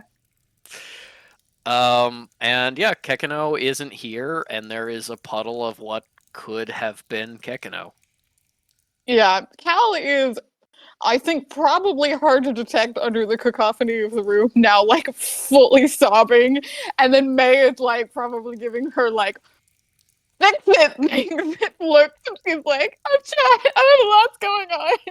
When she's not May, saying like, anything, she's just like The moment shaking like a Cal leaf. came out to the room and like I presume tried to walk past May was like, no, like don't wait, like sorry, go on. Yeah, holding her as she's like and then I say holding her as she's like looking at Kekino and reading it. You holding Cal, she's shaking like a leaf, like full body shaking. And now we're back at present. Yeah. And because you did the pocket dimension, you can just bring Kekino back if you want to. Yeah, that was the plan. It takes but a moment. Yeah, Fish pulls away from Lyle to see that everyone's here and feels like, okay, I've been taught my lesson for now. Bring the boy back. The puddle of water moves a little bit and comes up, and some of like the other just like little rivulets of water dripping down from the ceiling flow into it, and it just forms into Kekino, and he just goes, oh, and then he looks down and see that his shark tooth necklace had come off when he disappears. He just kind of like wiggles his head back into it. He's like, oh, that was scary. I'm safe. Dad, you're okay now. Yeah, come here. Fish doesn't say anything, just, hugs him. Metal's got her hands on her knees. Just like, oh, oh boy. All right, quick, do the rounds. Make sure everyone is hugged at least one time. Yeah. Except for Senna. Except for Senna, don't hug that cunt. I'm sorry, I said the word. I shouldn't have It's said okay, it. you're It just came allowed out. one. I Yeah. mean it. You get one free. You get one. It's like a PG-13 movie. Yes, Kekino is passed around like a little football to everyone, and he gives everyone a big hug one at a time, and he tries to reassure them because they're all upset. When he or- gets to Cal, what number is Cal? Probably it's probably to Isle, then May, and Sinner, and then Cal. I said no There sinner. wasn't on the I list. said no sinner. None Yeah, for metal, But and Sinner none is- for metal. Bye. But Yeah. well, no, because Metal is slightly farther away. I'm doing, and Metal is by Kitsune. I'm just doing like Yeah. distance of like being passed hand to hand. No sinner, but yes, Kitsune. He gets to Isle, and he's like clams, the woods when it's quiet, morning dew, and birds singing, and everything's gonna be okay. Big hug. Big Big hug, bud. hug. Big hug. Big hug. Clams for you too, okay? Okay, it was scary. I know. Hey, your dad loves you, okay? I know, he loves me a lot. It's very good. Yeah. All right, go goes- talk to the others. Gets passed to May, and it's just like, books and the big gun with the spinny thing, revolver, and Dinner. clams and knowing stuff and learning stuff. And May is very clams. charmed, but she And- cuts him off and takes him straight to Polygonus. He kind of reaches out as May is kind of picking him up and taking him. It kind of reaches out and like pats Sinner's arm for a little bit and is like clams, and then goes over to Galicinus. It's like, oh my god, yeah, what's up, bro? Oh my god.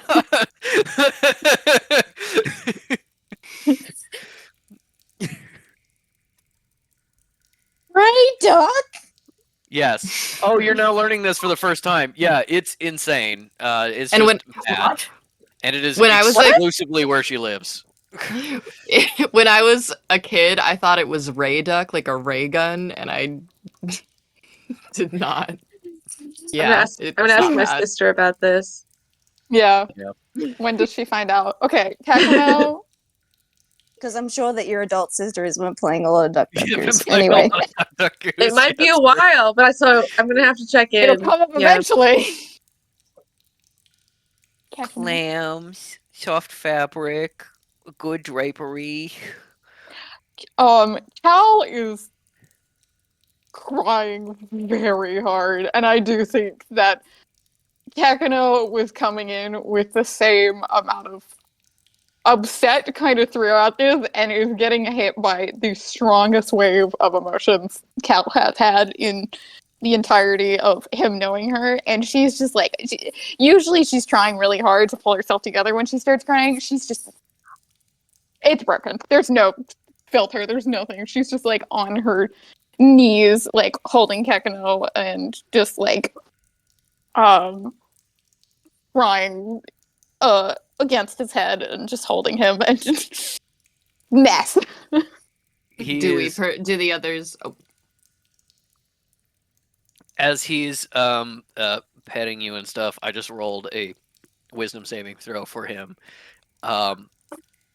Overwhelmed by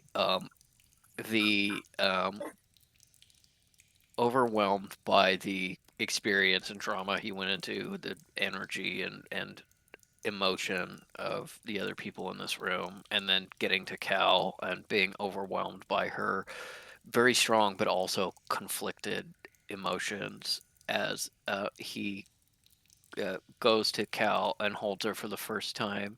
He says, and everybody gets a little bit of an image in their mind as he says it aloud. He goes, Elise!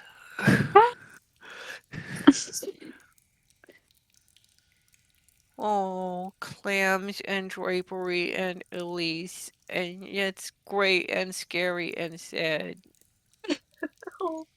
It's okay, Caligulus. I thought you were gone when I came back in.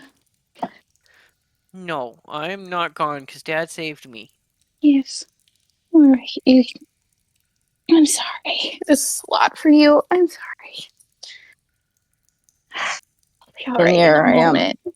I can see you're upset. We're all upset. I was trying to protect him. He's fine. He's okay. How are you? I'm fine. It's alright. There's so much more going on, and we need to go. And she's still like crying as she's saying that, but just being like, "Yep, all right, put the lid on those." Kekino is just reaching up his little flippers he's shoving them under your veils and kind of like wiping the tears, but they're flippers. Cal so never he's- put her underveil back on, so. Oh, okay.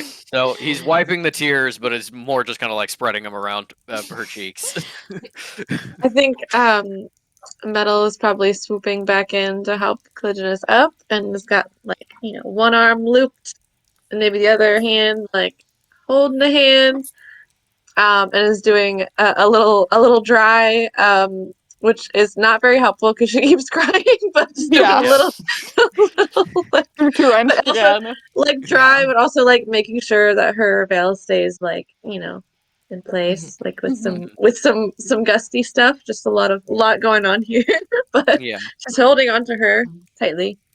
I think I Isle well- will come up to her. Oh, sorry. Go ahead, Patrick. No, Uh, you. I was just gonna say that And Ellie. We're all fighting. while Metal is doing this, Kekino also wants to comfort you, and so just kind of like stretches out on Cal's shoulder, like uses the little back seal feet to like clamp onto Cal's shoulder, and then reaches out with the flippers to like hold onto your shoulder, so you're kind of like bound by a Kekino, so he can be holding both of you at the same time. I think Isle will have heard Kekino say Elise, and then for once in her life, will make a connection. I've connected the dots. You haven't connected shit. I've connected I them. will say, you don't. She has never referred to her sister as Elise, so that might be No. your role. Yeah, but we heard But her say Wait, Elise. you called Isle Yes. Elise. Yes, Yeah. but I'm just Okay, I gonna mean, say I don't. Yeah. Well, You called Patrick, Isle Elise, would- and then had the whole explanation of being like, yeah, sisterly bonds is really important. Yeah. I will Yeah. say that is probably a roll. It's a pretty low Can DC. roll. all right, yeah, that's all I wanted to check. Yes. We can make I'd a say- roll. I'd say give me an intelligence check for Isle, not a saving throw, just a check, and Okay. the DC to figure out that this is Cal's sister is a 5. To figure out that they like literally just had a conversation is a 10. Okay, well, I've rolled a 14, so we're good. Who died? Mooney did. Mooney died. Well, that was. Oh, she back. Hello. Hello. Yeah, All Cal right. had to run from embarrassment. That's so valid. Cal's gonna die. Cal's gonna die. Yeah. Okay, so I rolled a 14, so the dots have been connected. Yeah. So you not I- only know that Elise is Cal's sister, you also know that Kekino would not be bringing it up if something had not just happened. Yeah. So I think Isle will go, like, probably, like, taking Fish along, like, with her, like, not letting go of their hand, Yeah. but we'll go to the other side of Cal and just be like, your sister? And it's What did you say? it's like you get the like jolt from the like Yeah. fabric of just pure panic, Yeah. and she's like, gonna go. I didn't say that. Who said that? Who said sister? What? Whoa, Legionist, stay still. I'm holding you. Like, yeah. Isle says, that's good, right? It's good. We really don't have time for this. Okay, we're going. Everybody go. We Get your ass in gear. We have to go now. Popcorn. Fish like slaps themselves and goes, "There'll be time later. We go now." Whoa. And Metal I'll start nod. Naruto running.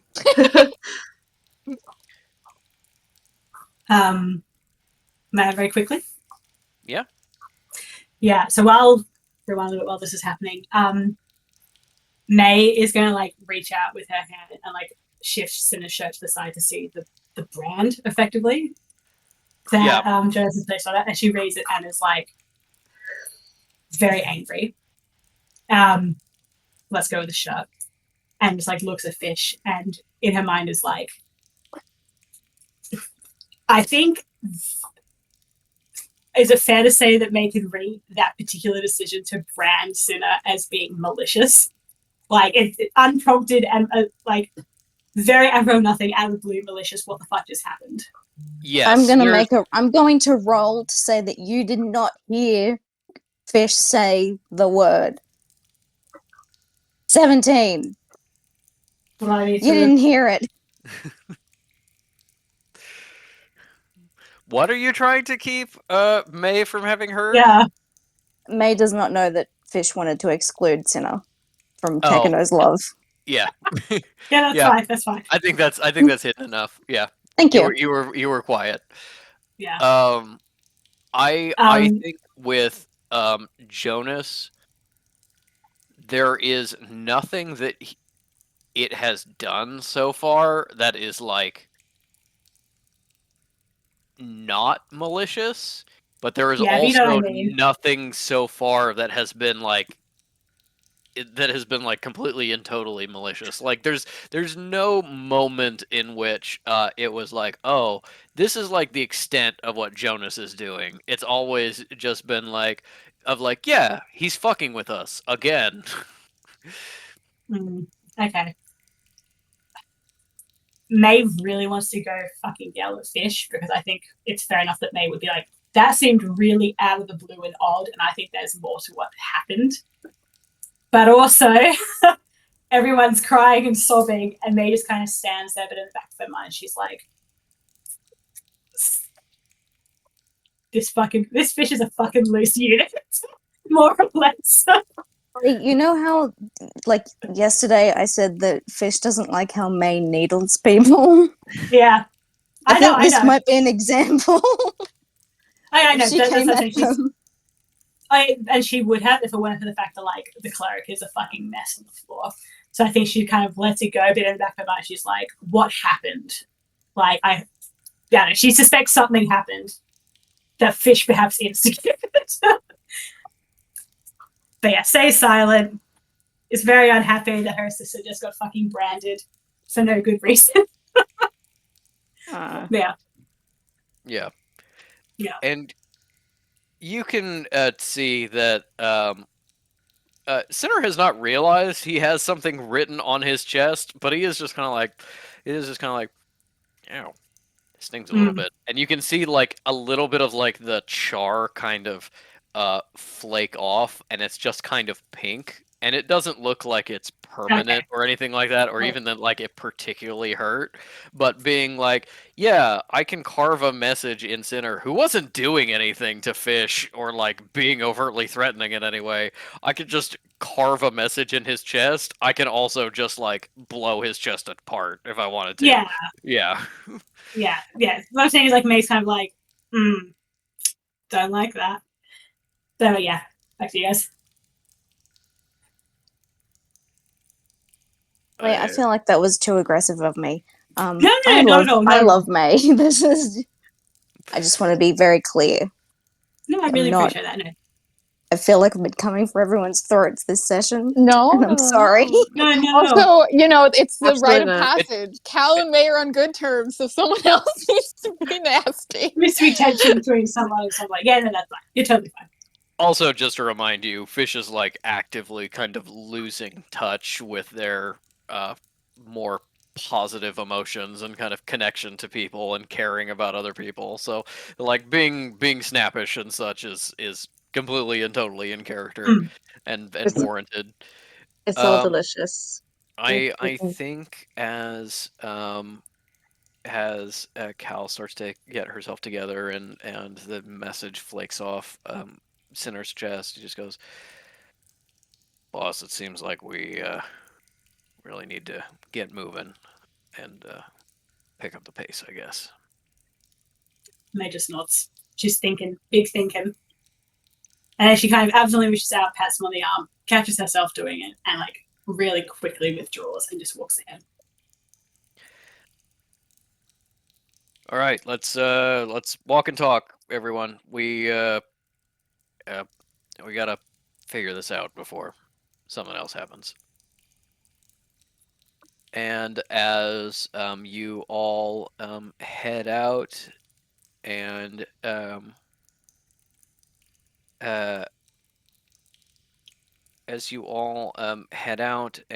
start walking down the corridors again, Kitsune kind of being shuffled along by Sinner as he is still handcuffed.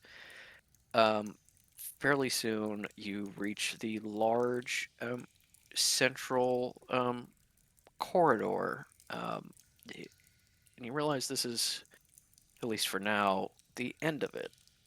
The corridor seems choked with rubble and completely closed off, but no sign that this was actually the end of the facility, so there may be much more back there with some digging.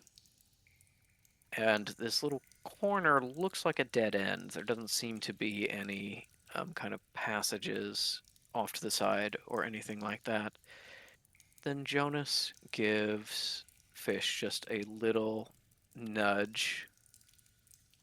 You see a little pile of rubble off to the side, and as you get close, you can see that it almost completely obscures a much narrower hallway, snaking off away from the others into the rock.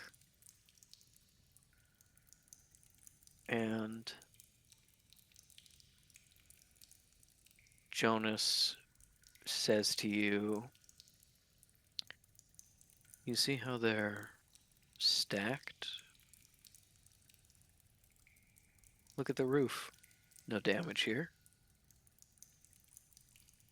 Someone tried to hide this passageway.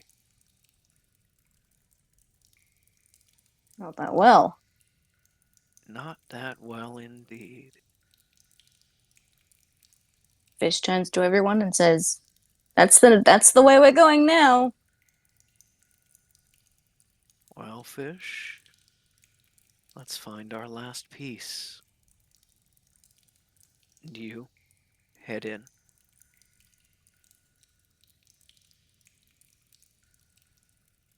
Yes. And as you start down the passageway with you and Jonas in the lead, you see traps that have been disabled, marks on the wall made in charcoal, footprints in dust, and signs that you are not the first one to come through this way. And that is where we will close our session for this evening. I hope you all had a fun time. Sorry y'all. about the inadvertent trauma, but you know, it is what it is. It's all juicy. Bye, Craig. Bye, Craig. Bye.